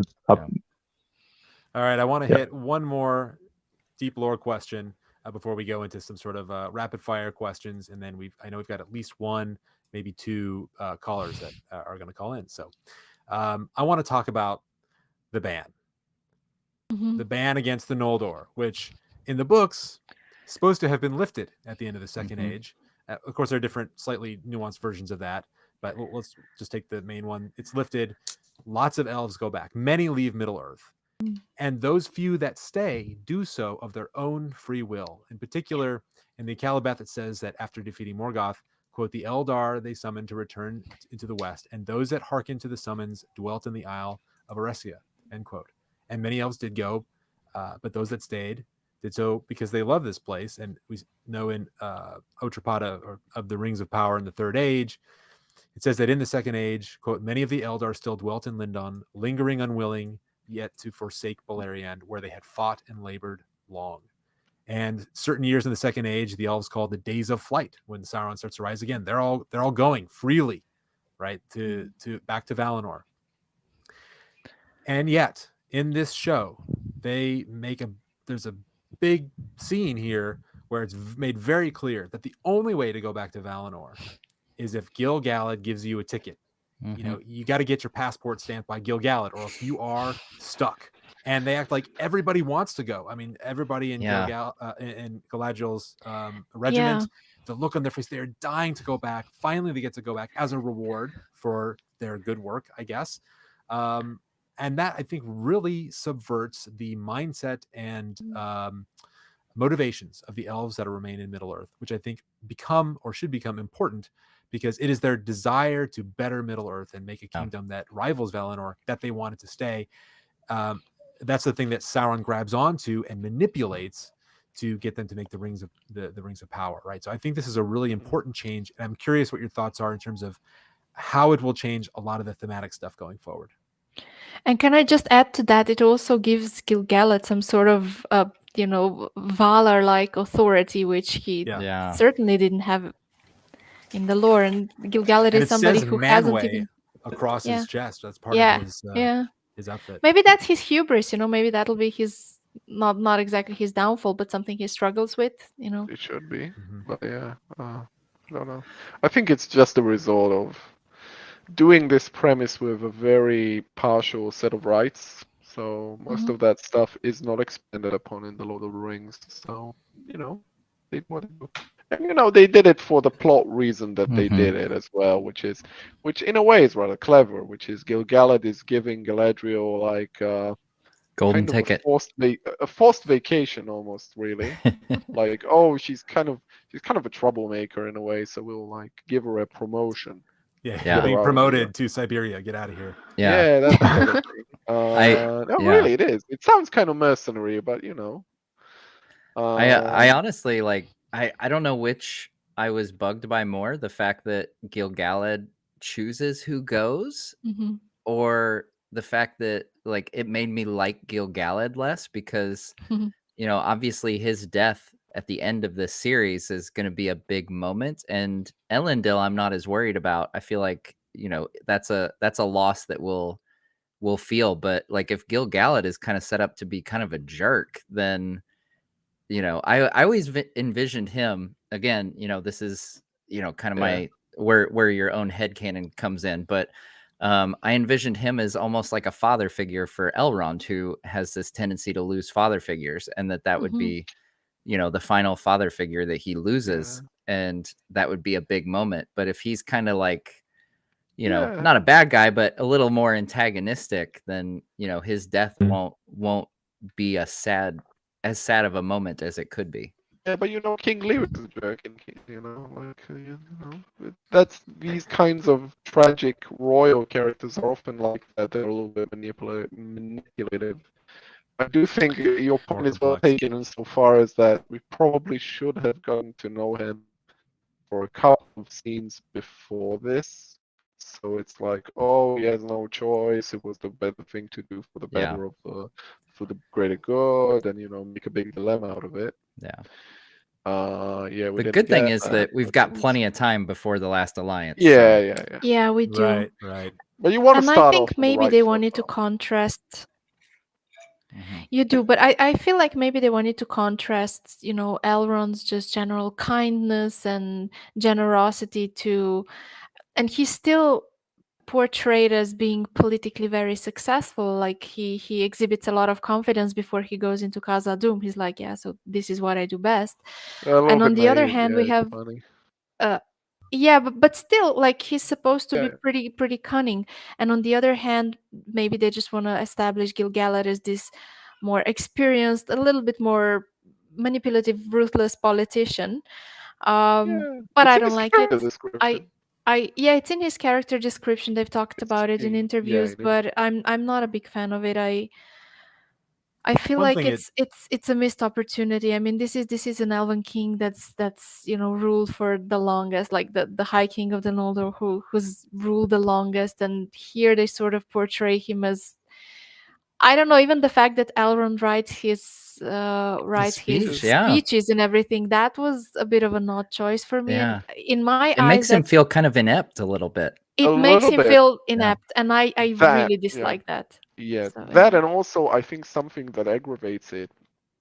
Again, some of the elves, especially Gil-galad, sometimes Galadriel, very enunciatory, very actily, very like it's meant to be actily because he's reading a speech and he's reading it to the people at large, but it's kind of overly like Well, we have but he is the politician, so he has to do that. But what I want to say, perhaps, he ends his speech with raising his arms like this or something. He is theatrical, but that's elves, man. Elves can be theatrical. Yeah, they gotta be a little bit extra, or else they wouldn't be elves. Yeah, so they gotta be at least a little bit extra. He's the High King of Noldor. He has to be a bit of extra. But what I want to say is, first of all, I also do not agree with him being described and played as and written as manipulative. But we don't know what they did with the timeline exactly. It's unclear, and obviously intentionally unclear, how much time has passed since the War of Wrath and since all the trauma they had in the first age of the world. So perhaps I could cut him some slack in the sense that he wants to be like, he really wants to make sure that his people has all the best conditions in his own vision to heal from everything, to just prosper a bit, to have some nice time finally, in the sense that they earned it. So perhaps I could see that being like some sort of redemptional trait for him, why he is so strict in a way, why he's so tough maybe with all of this. I'm going to play the devil's advocate about this. You all are coming down real hard on what we've seen from Gil-galad so far. I'm going to give a different point of view. Gil-galad is the king, and it is the duty of a king to make really tough choices, right? He's got to pass judgment. He's got to make really hard decisions that not everybody's going to like. And I know they use the word manipulative. We haven't seen anything truly manipulative yet. What we've seen him do is withhold, maybe it's manipulative in a way, but imagine what would have happened if he told Galadriel, I do believe that Sauron's still out there. I do believe he's a danger, but I don't believe that you are the right person to keep going after him. I think you're going to cause more problems than you're going to fix, which is what he thinks. So that's what we know he believes. The consequence of that would have been Galadriel saying, screw you, king, you ain't no king of mine. I have to stay, right? That's how that interaction would have gone, because he sees that she is totally hell-bent on this one direction, this one task. And she's consumed almost with a Feanorian obsession with going after Sauron. And so he perceives that and so doesn't, divulge his full heart to her and his full thinking. He says, you're done. You're done. You've done good. You're done. You got to go. Your time here is done. And so it is a bit of a manipulation, but there's some wisdom in it. I think this is my devil's advocate approach. It does help that Galadriel isn't. I don't think the show is really criticizing Galadriel, really, but at the same time, I think the audience inevitably is, because her conduct in the Fourth Wave, not the most laudable. I think we got that's part of the reason I like the scene with Elrond and Galadriel in the forest, was because Elrond doesn't back down to her when she he kind of like Elrond has it. It's the first time she has a real conversation with somebody. Yeah, and I like it's the first time the that contrast goes down. Yeah, I like the contrast between the scene with Elrond and Durin. So two of my favorite scenes, Elrond and Durin and Elrond and Galadriel. Elrond and Durin, Elrond knows he's in the wrong. Like, he knows he's screwed up and that he should have came and visited his friend sooner.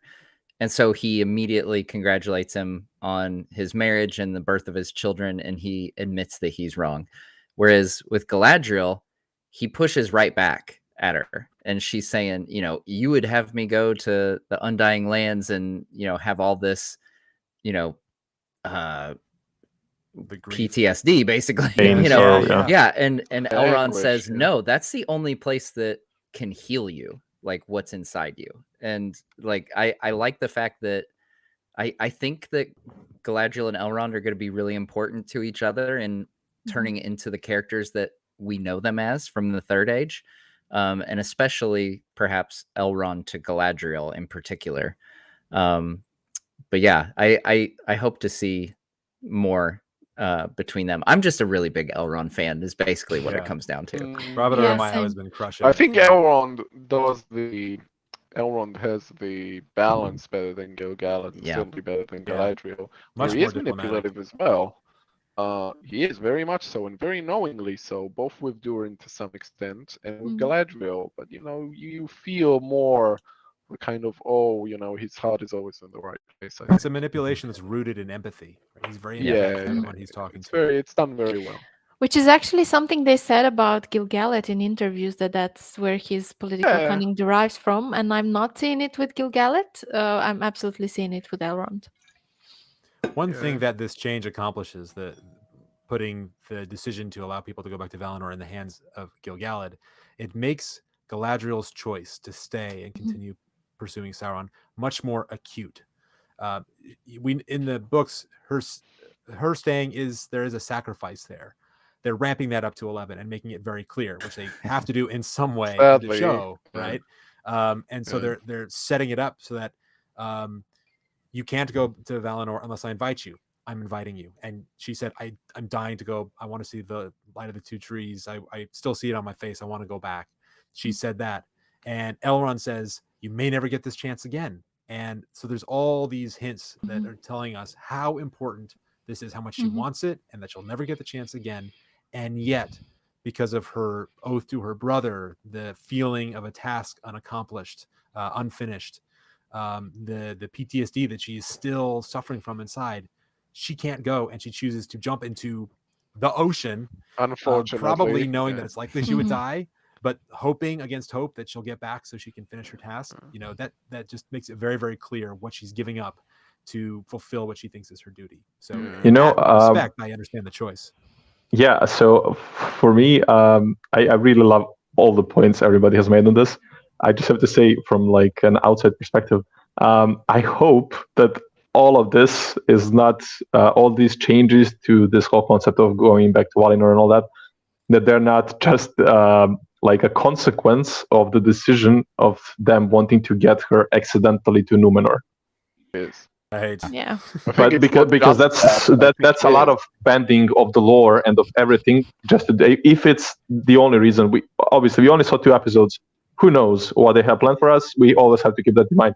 But if that's like the main reason why we got all these changes to this whole concept, just to get her accidentally to Valinor, did we then have to get her to Valinor which is kind of the first point anyway? Yeah, it's kind of odd because I mean we know in the books like Gil-galad sends a warning to the Numenoreans saying like there's evil rising again, and it could have been as simple as like, hey Galadriel, take this message, or Elrond, as we said we would kind of like that to be Elrond, but like take this message to Numenor. That would have been exactly, a lot and that more was economical time-wise. That was something that we've actually speculated when we first heard that she would be traveling to Numenor. We had all these theories. I thought it would be. Why would she on the get second there? show, I think.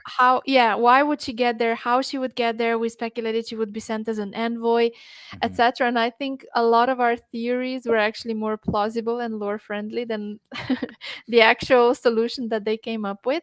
And I also just wanted to say one more thing about sending these good soldiers, or I don't know, adventurers or whatever, to Valinor. Don't these people have families? Like everybody just left. I mean, we know that the elves get married pretty early in life. Right. Would they just leave their families, or were they all, single? Well, and also, what about all the attendants on the ship? Yeah. Yes. Exactly. Yeah. Who Do they go back to Middle Earth? No, I don't know. Maybe They that's their, behind Galadriel. They are just the line, that goes, Valinor, Linden, but there and back again. That's just very, like what they do. Weird. And it has other implications, which is, speaking of people being married, Galadriel can't be married to Celeborn if she's leaving Middle Earth without him. Yeah. Or I think that will be I mean, she does. She does later, though. She leaves without him later. Yeah, she does. But but she wouldn't it's just leave like, without even mentioning his husband if she were married. It's like she's going on the bus. He's going on the next one. So it's like really so I saw someone, I think in one of my live chats, made the joke like, what happens when Celeborn returns? And it's like, so where's my wife? Yeah, we sent her off. Well, all right, I forgot to tell you. Sorry, man. No, funny story. I think this is making it quite clear that it's not going to be Elrond and Galadriel who are going to be the big romance of this show, which I expected it to be. Yeah. Which we were hoping for. I think it's going to be Galadriel and Celeborn who are yet to meet. Yeah, which has all sorts of implications, of course. But I think them presenting her as this heroine. What I'm afraid of, and somebody brought it up on our Discord actually earlier today. What I'm afraid of is us having this sort of vengeful Galadriel, a warrior Galadriel, until she ultimately gets married and has a family, and suddenly her quench for adventure and for revenge is completely I don't I know. don't mind that conceptually because the lifestyle that she's leading at the moment isn't really healthy, and so Yeah. Of course, but It's got I to want change I want somehow. yeah, but I don't Yeah. want this to come from a family, from a child. This gives out some very, very Yeah, no. unhealthy ideas Right, about, right. when it's a good time to be a parent, and I just don't want them to go this way. I It should want come her from to her resolve. maturing. Yeah, I want Mm. this to be a result of her maturing I want this to be a result of her decision. So I want her to go like, okay, maybe this is not too healthy for me, and her willingly giving the quests to find Sauron to other people, Yeah. which she in a way does with Elrond in the first episode, but she's not quite there yet.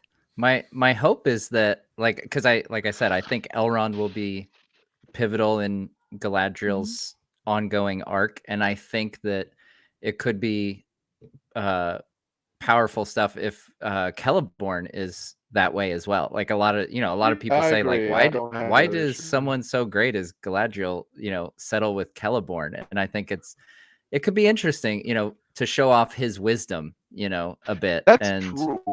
Celeborn is one of the great kind of blank slates because he's just kind of there, and this show has an opportunity. It's one of the ways in which it's disappointing not to have him from the start, which is Galadriel is to some extent, a known quantity too, but Celeborn isn't. Celeborn is a blank slate. They could have done a lot to Celeborn. But that's why I want to ask you. So just to expand on that, do you guys think that now, given this whole I'm leaving Middle-earth without talking or mentioning my husband or potentially my daughter, do you think that there is now still an actual chance that they are married and that he is out there, maybe in this Lorinand, like pre-Lothorian or something like that? Like, do you see that happening at some point? Suggested it, but yeah. I think if there's a chance of us seeing so her as far as her daughter goes, I think the best chance of seeing her would be if there's a time jump between the fall of Numenor and the last the whole Last Alliance storyline. So like if they jump in time 100 years or something, then they could have had a daughter at that point. What's that? That means that Nori will be dead, so it won't happen. Yeah, and but the question is, how long do they go with that storyline? So it would make sense if they drop hobbits at some point. Yeah, I don't think they will. You don't just drop a whole storyline like that. You don't do it. They should. I would love it if they dropped. I would love it I if don't they think dropped. that's Because they're going to happen. add characters, right? I don't think we're stuck with these 23 main characters. Are going to be adding characters, or we're going to lose characters. Yeah, we're going to lose characters, but not lose 1/4 of the main plot line. At least and not we're not going to lose soon. them because but you can still what you can do with the Harfoots is there can be a time jump, or there can be two time jumps, and we can see generations, because as they migrate across Middle Earth, we are seeing something like that. That's not compelling storytelling. One time jump you can do. It's bad drama. People get you don't really attached need to a but time jump. Yeah, but you can if you do that only to Harfoots, and you have dwarves who can live like 203 years, and you have elves and you have Numenoreans, and Isildur is very young. Anarion is obviously even younger. You can have most of your main cast still be alive in 100 years from now, like this, no problem, except the Harfoots. So I don't think they will do that, but I think there is definitely room for that to make sense in the context of the show. I don't think they need Harf. I mean, to be full disclosure, I don't think they needed them to start with, but like come the War of the Last Alliance, I mean, I don't know, maybe Hen wants some battalioned Harfoots marching in the Last Alliance or something. I think they could be phased out. What I want. But no, they don't need them in the grand scheme of things. Obviously, I mean, they weren't a part of the main story of the Last Alliance or of the fall of Numenor. But if you put in Harfoots in order to anchor the audiences to something that they know and love from the Lord of the Rings and the Hobbit, you don't just take these characters who are a sort of audience. Surrogate. Yeah, exactly, surrogates. you don't just take them away after a few seasons, in my opinion. You build up this plot line with really I mean, I would prefer not to have them here at all, but now that we do have them, I'm one of the people who really like them in the show. They've surprised me a lot, and I find them very endearing.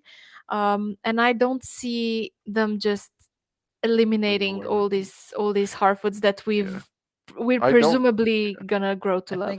I don't But they like don't have to phase them out. eliminate them. We can just see there you them go. maybe grow up. Like, you know, you have Yeah.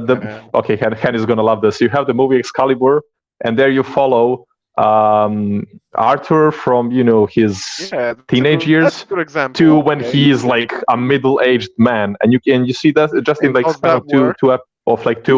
two and a half hours. Does that For work? me, it works. It tells the For story me, of King it Arthur.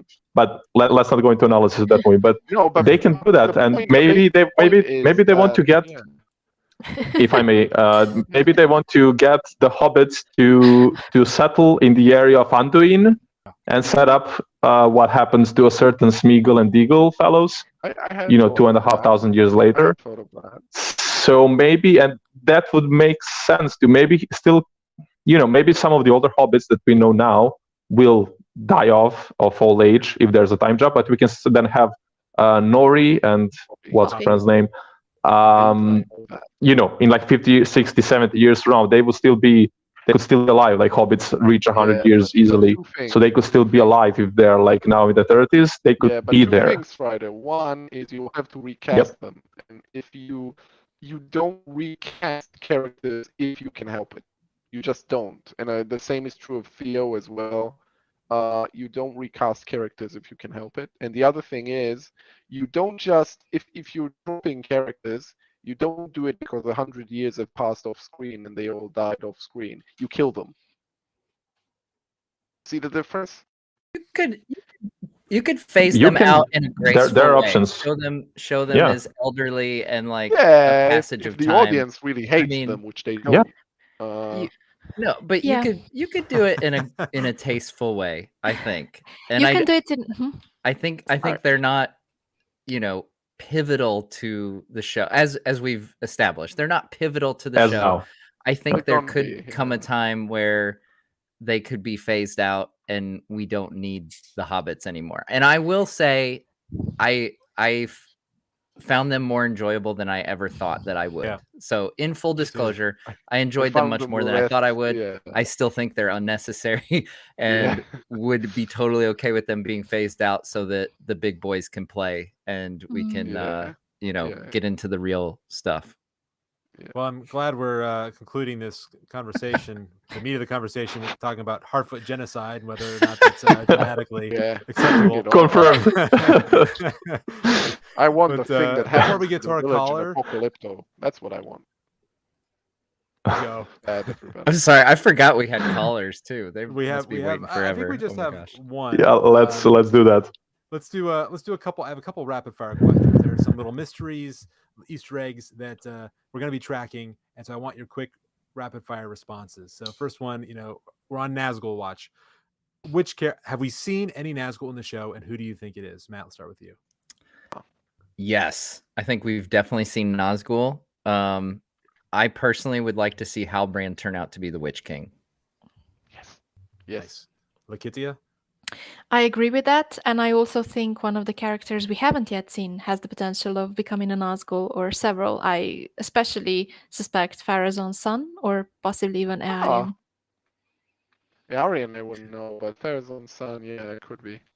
The one thing that I'll go with Halbrand as well. I don't think the showrunners want us to have the image that under one of these hoods is either, you know, a pretty girl or a little boy, which would be the case of Theo. Oh, but a pretty man is okay? I don't... You know what I get. Yeah, you know what I'm getting at, though, right?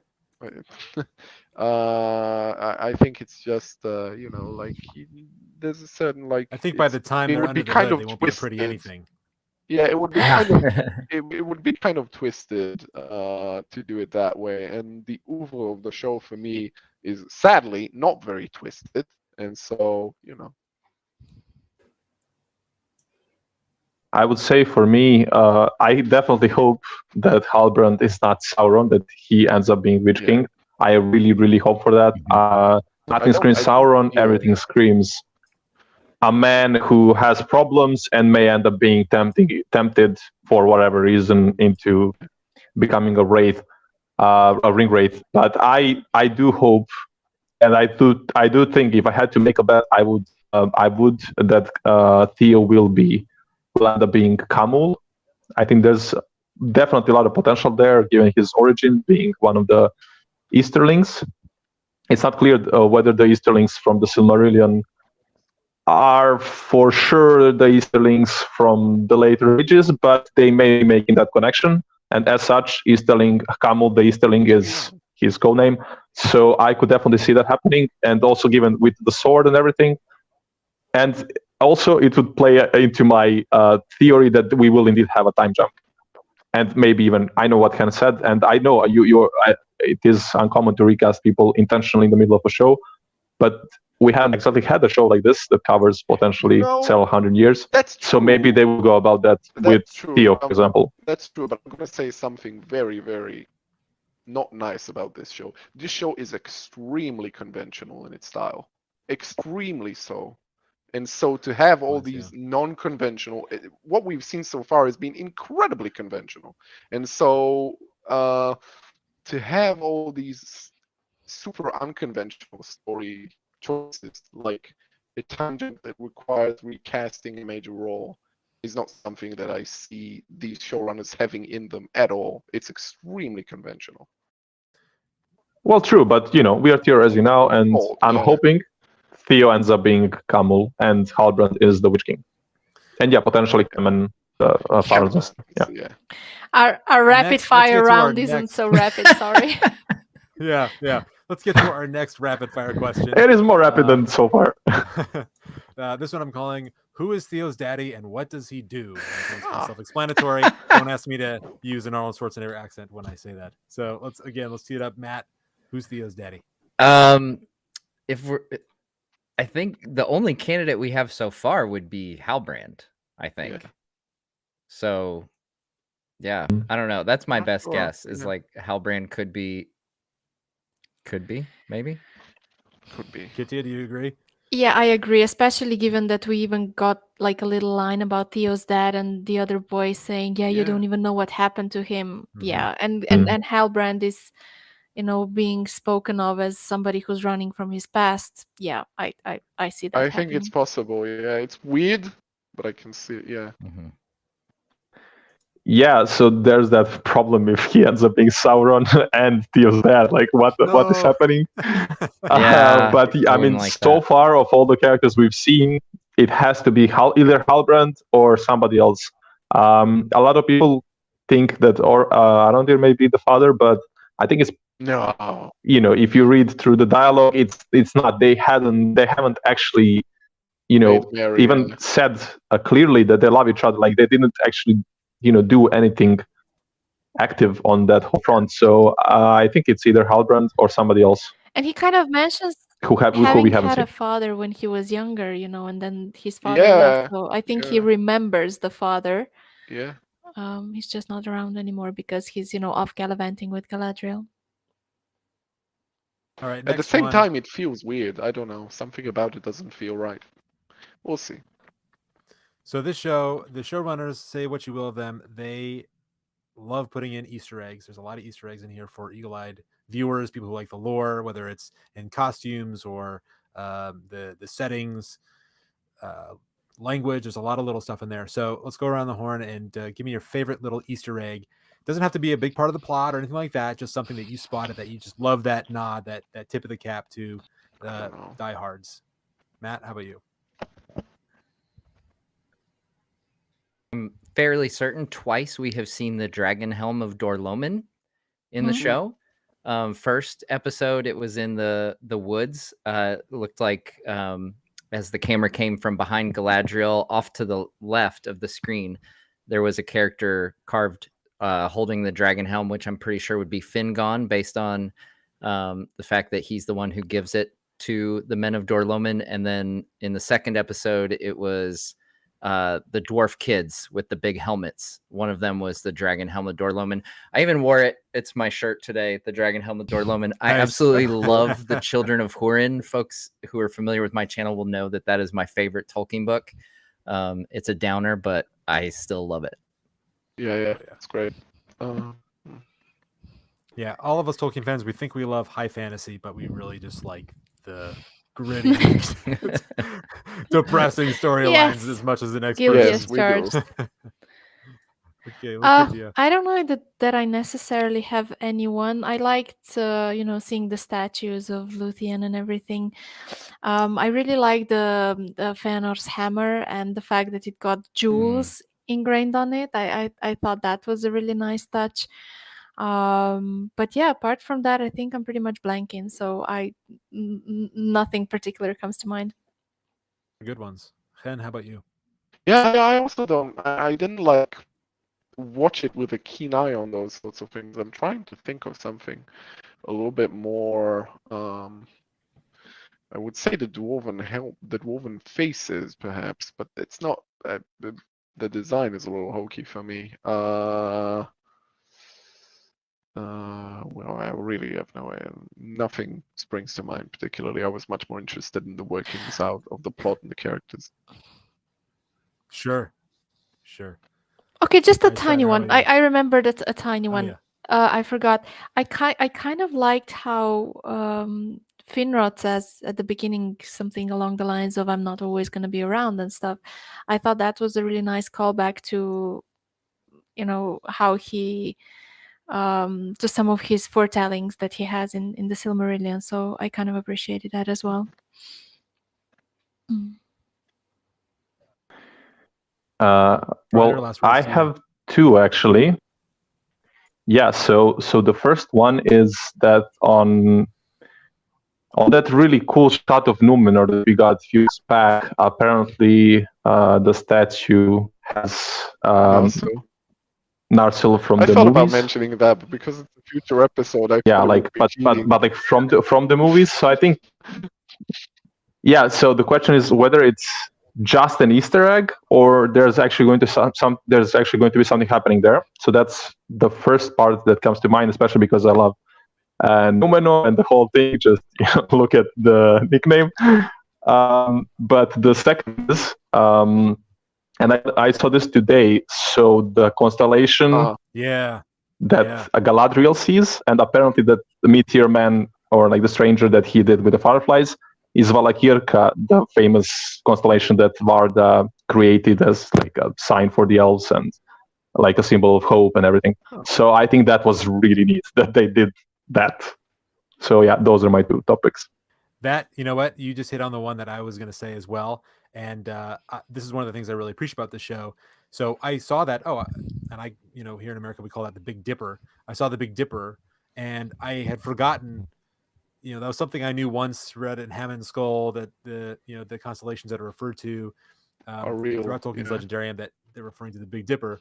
And I had totally forgotten that. So I put on Twitter, it's like, are there any references to the Big Dipper in here? And Digital Tolkien chimed in. And it's just great that this show is bringing things back, deep pieces of knowledge that we forget. And I think there are going to be a lot of moments like that. So that was my Easter egg as well. I loved its inclusion, and it sort of brought back a piece of information that I had forgotten. And I'm going to re-enjoy that from the text now. So that's great. I think it's time. We got a caller or two. Kyle, who are we going to hear from next? Are they still waiting? Or maybe they went to go get some pizza or something.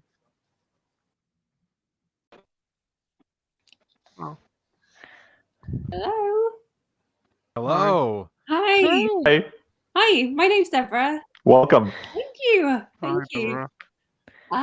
Hello. Yeah, thanks so much. I've been listening sort of all night and reading all the comments and everything. So I'm learning loads and loads and loads. So it's awesome. Thank you very much. Thank you.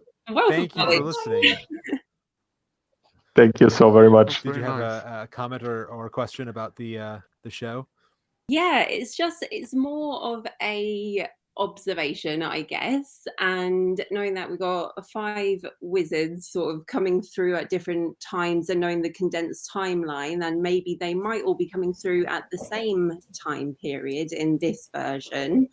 We did spot that there were 5 meteor shots throughout. So what do you think about maybe all 5 wizards coming down at the same time?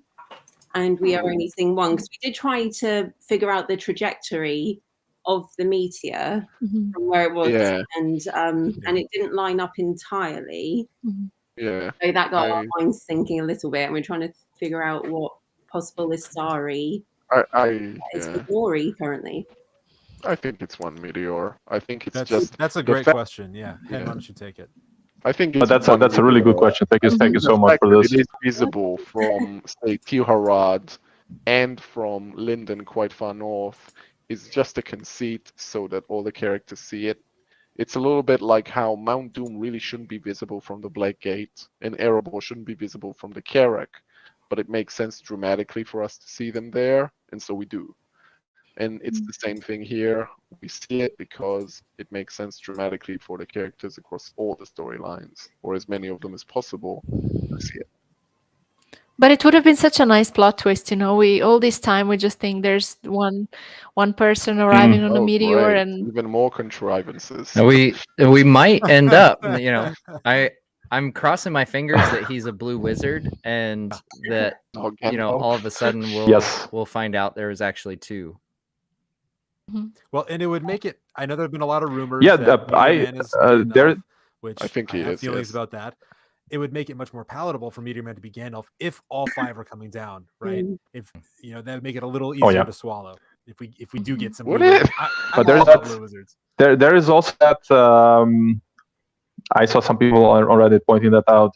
That Mori asks him, "Are there more of your people? Do you want to find them?" Right. Maybe that's a hint that he will maybe find his people. Of course, that can end up being Sauron. Certainly, the things that he was mumbling, theories do point that he's maybe looking for Sauron. But I don't think this is happening, that we are getting 5 of them. But it would, as Michael just said, it would probably make more sense. It would make it, pun intended or not intended, it would make it perhaps easier to get over the fact that it's Gandalf bumping into Harfoots, if it's all 5 of them, probably. But it would be definitely a strange choice, story-wise. Not a really good question, especially because I think the editing isn't. It's not that we see day, night, or something. It's those 5 shots. It's not like the day doesn't have the same progression. Like it's day, night, day, or something like that when people are seeing it in those scenes. So that's, I guess, a point to the theory. That's interesting. Yeah. No, that's probably us looking way too much into it. I think someone mentioned something about an introvert thing. I was like, yeah, exactly. We all are. Yeah. Hey, it was a really good question. It certainly got us thinking. So thank you so much for tuning in. Yeah, thank you. Yeah, definitely. I do like the idea. If we get all 5, I'd like the idea that the constellation is they're like, all right, we're all going to go to Middle Earth and then meet up at this constellation. Right? It's like you're meeting people in the parking garage. Like, hey, G5, that's where we're parked, right? That's what that constellation is. Great question. Kyle, who's our next caller?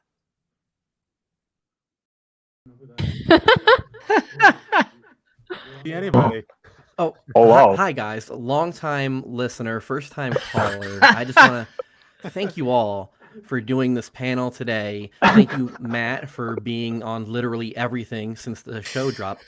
But my question for you guys is, if you could pick out any one standout thing from the first 2 episodes, whether that be a particular acting job or a scene or a location that kind of blew you away or surpassed your expectations, what would that be? And can Lakitia please say one nice thing about the dwarves? Thank you, guys. The answer to your last question is no. Plain and simple. I'll say some nice things about the dwarves. They were wonderfully cast. The actors did tremendous jobs. All 3 of the ones that we see the most, they're absolutely delightful, and they exceeded all my expectations. But still, the elves are obviously much, much, much superior. To answer the first question for me, the one thing that surprised me the most, and I know I've spoken about this before, is how much I like the Harfoots and what an absolutely delightful performance Michaela Kavanagh gave. I certainly didn't expect to like any Harfoot character as much as I do her, and I absolutely do. Also, Poppy is also amazing, Megan Richards, and of course I have to mention Sir Lenny Henry. His Sadok Burrows is just chef's kiss. Matt, how about you? So I'll take the bait here, and I'm gonna. This is my actual opinion, though. I'm just giving Varking a hard time. So Khazad-dûm, hands down, is the strongest. The worst thing in the show. Absolutely, it is the strongest. Like the music when that Bear McCreary track hits, and Elrond comes in and witnesses the splendor. I felt like in that moment things were clicking for me because we had the character I was most interested in that I thought was being realized particularly well in Elrond, coming into arguably the best visualized kingdom that we've seen thus far in Khazad-dûm, and then it helped that Region was cool too, but we spent for so little. I thought everything was clicking there, and it only got better with Durin and Elrond's. Like I said, the high water mark is their conversation on the lift. I'm most anxious to see Numenor be revealed next week, and then more of Khazad-dûm and Elrond and Durin. I think the reason why it is, and I think it's clearly the best part. One is the presence of Elrond, that we see it for Elrond, and two, that they take time with it finally. Something that they take time with. Both the reveal with a very nicely constructed camera movement that starts against the wall and opens up gradually to a very big wide, and also the scenes that follow, they take time. And Ken, it's almost like you're saying that Elrond in this situation is acting as a very successful audience surrogate, almost as if we might not need multiple audience surrogates going forward, maybe. Yeah, but you need, sadly, I'm just like whimsy. I'm just feeding the debate. No, I get it.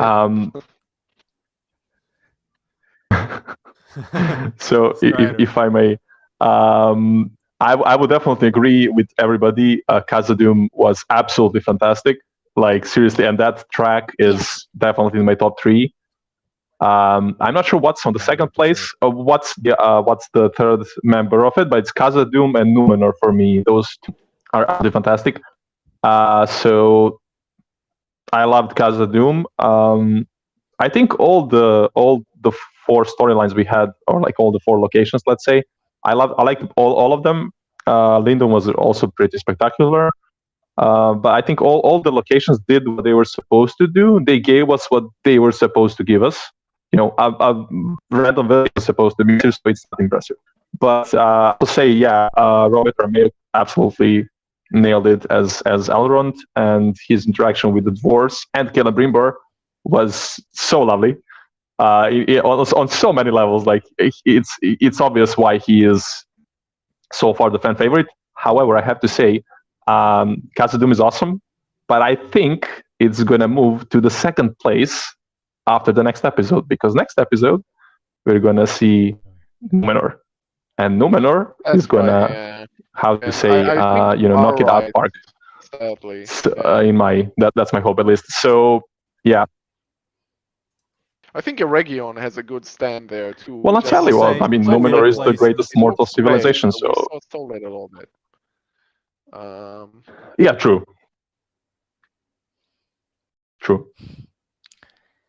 Okay. I'll say Varking. Matt, you were going to say something? It'll be no surprise. Khazad-dûm. My bromance with Varking runs deep, and at its core is a mutual love of the dwarves. So I've loved everything dwarves that I've seen so far. Owain Arthur is just crushing it as an actor. I would probably tie him with Elrond. I love those characters, although I got to give a tip of the hat to Morveth Clark. But everything about the character of Galadriel, her performance has been really nuanced. There's a lot going on in the eyes, really subtle stuff going on there. So I love her acting performance. And I'll say, throw something in here. Favorite friendship. I like Elrond and Durin. I like what's going on there. But I'll say I'm surprised at how much I am enjoying the Poppy and Nori friendship. I thought it was going to be campy and just kind of saccharine and goofy, but it's working for me. I'm enjoying their relationship. It's not exactly Merry and Pippin, but it reminds me a little bit of that. So that's one of my favorites. So not Varking. Thanks for tuning in. I hope you're enjoying Rings of Power. I know this is all new to you. Clearly, you've never, don't know anything about the show or Tolkien. So thanks for tuning in. Bye. And thanks for your question. as you heard, the faction to look out for in the show is the dwarves. So if you're interested in the dwarves, this is the show for you. Please, continue tuning in. Yeah. And I think we've got one more caller. And before we take that caller, I want to just remind people, this is your last chance to put in a super chat and get entered into the raffle to win Justin Gerard's piece, The Battle for Moria. So get those in. This will be our last caller, and then we're going to do the drawing for the raffle. So get in your super chats. I don't think there have been too many, so you have pretty good odds of winning that awesome piece.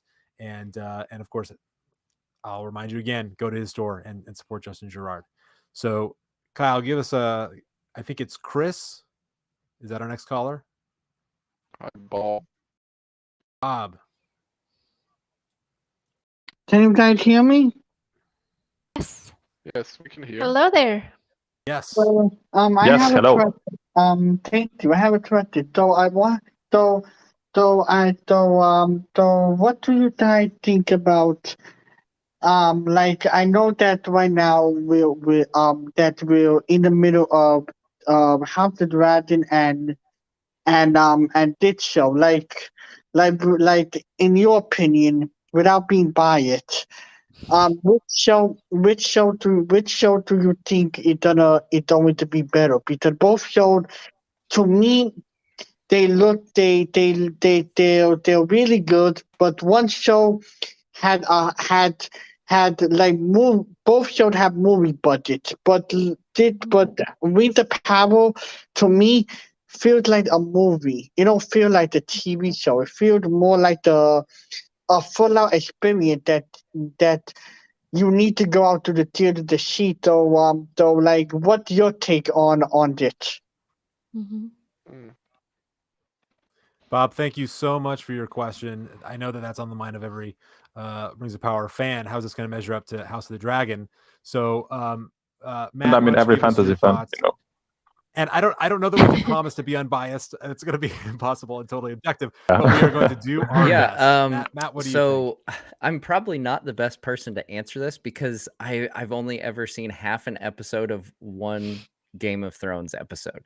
It's just not my thing. Wow. It's just not my thing.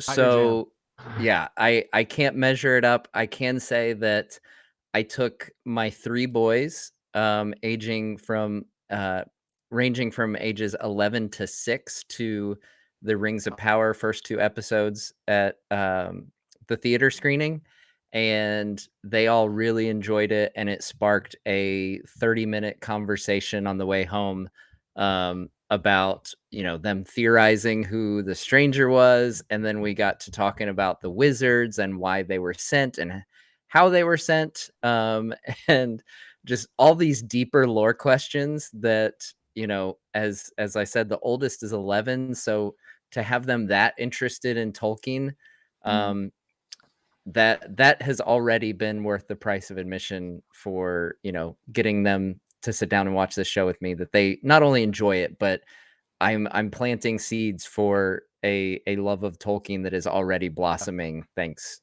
to this show. Oh, that's nice. Yeah, I'm on the same boat insofar reproducing as a whole new crop of Tolkien fans. Yeah, I'm on the same boat insofar that I haven't seen much of Thrones.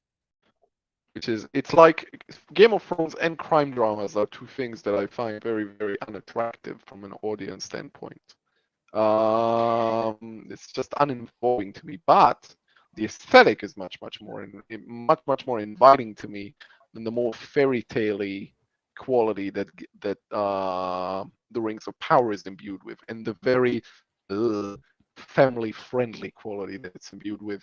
That's less the sort of thing that I like in my. No, it's true. I like stuff like Apocalypse Now. I like harsh stuff. So so yeah, but it's I like the aesthetic more, but the characters less. So. All right, so I've seen both. I've read all the books. So Good, yeah. good. Somebody on this panel has seen both. I love how Hank can go on. So you're I the only love one how Hank qualified can go on a here. complete 5-minute rant about a show he hasn't seen. So I actually think that the House of the Dragon benefits a lot from being much more condensed, much more streamlined. With the Rings of Power, we're 2 episodes in and we're still in the middle of setup. Yeah, House of the Dragon throws you in the middle of the action from the get-go. So I think House of the Dragon benefits from being a bit more gripping. You're in the thick of the action immediately. But on the other hand, after I'm done watching House of the Dragon, okay, I'm done. After I'm done watching The Rings of Power, I'm just like thinking about it. I mean, obviously, I'm more invested with the IP as it is, but I think The Rings of Power is a show that stays with you more. At least it stays with me more. In terms of acting, I think both are cast pretty well, but I would say that House of the Dragon has performances that blew my mind more, and I think it's obviously cast with bigger names as well. So I think it possibly takes the cake a little bit on that front. Yeah. So I'm going to jump in and then I'll let you close out this question. Yeah, please. Yep. So I've also seen both and read all the books. I'm a big Game of Thrones fan. I always have been. I love how different it is from Lord of the Rings. It just scratches a totally different itch for me. And I will say, so I'm going to preface my answer by saying House of the Dragon has a much easier job because Game of Thrones was not too long ago. It set up the universe. And although House of the Dragon is a prequel, it's much closer in time. You still have similar houses that are being named, similar cities. The Rings of Power, you don't have any of that. We've seen Peter Jackson's Lord of the Rings, but it's a completely different world, different cities. A lot of what we know, it doesn't set it up. So they have to, excuse me, they have to set up the whole world for Rings of Power. So I think House of the Dragon's job is a little bit easier, which is why, as a result, I think their first episode, it was just almost a near perfect episode. It was like peak Game of Thrones. Narratively, it was just very, very tight. Set up the conflicts and the characters very efficiently and compellingly. It was almost a perfectly written episode for that type of product. So if I had to compare them on that front, I think House of the Dragon's inaugural episode was just excellent, just really, really good. Whereas Rings of Power clearly is a little bit more uneven. We're still figuring it out. We're still getting our footing. House of the Dragon already has its footing because of the background they already have. But being the biased person that I am, I'm always going to prefer Rings of Power because it's a glimpse into a world that I've just been dying to go back to for 20 years. So my answer is, I guess, a bit of both. But I think that one will be a palate cleanser for the other. We've had a lot of Game of Thrones, a lot of dark TV, and Rings of Power promises to be, a little high fantasy that I think the world needs right now. Very well said. Yes, I think you all made great points. I have watched Game of Thrones. I haven't yet started watching House of the Dragon. Obviously, I'm definitely way bigger of a nerd when it comes to the Lord of the Rings. So like that's my thing.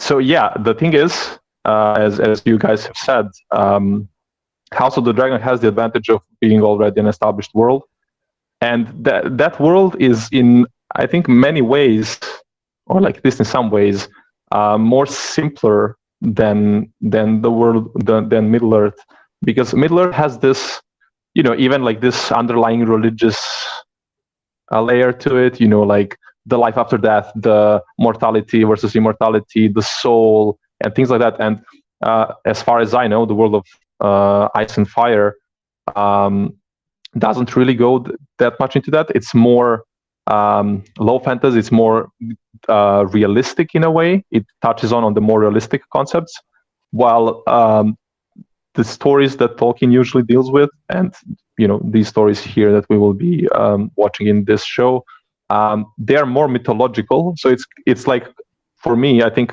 probably a good comparison would be comparing Star Wars to Star Trek.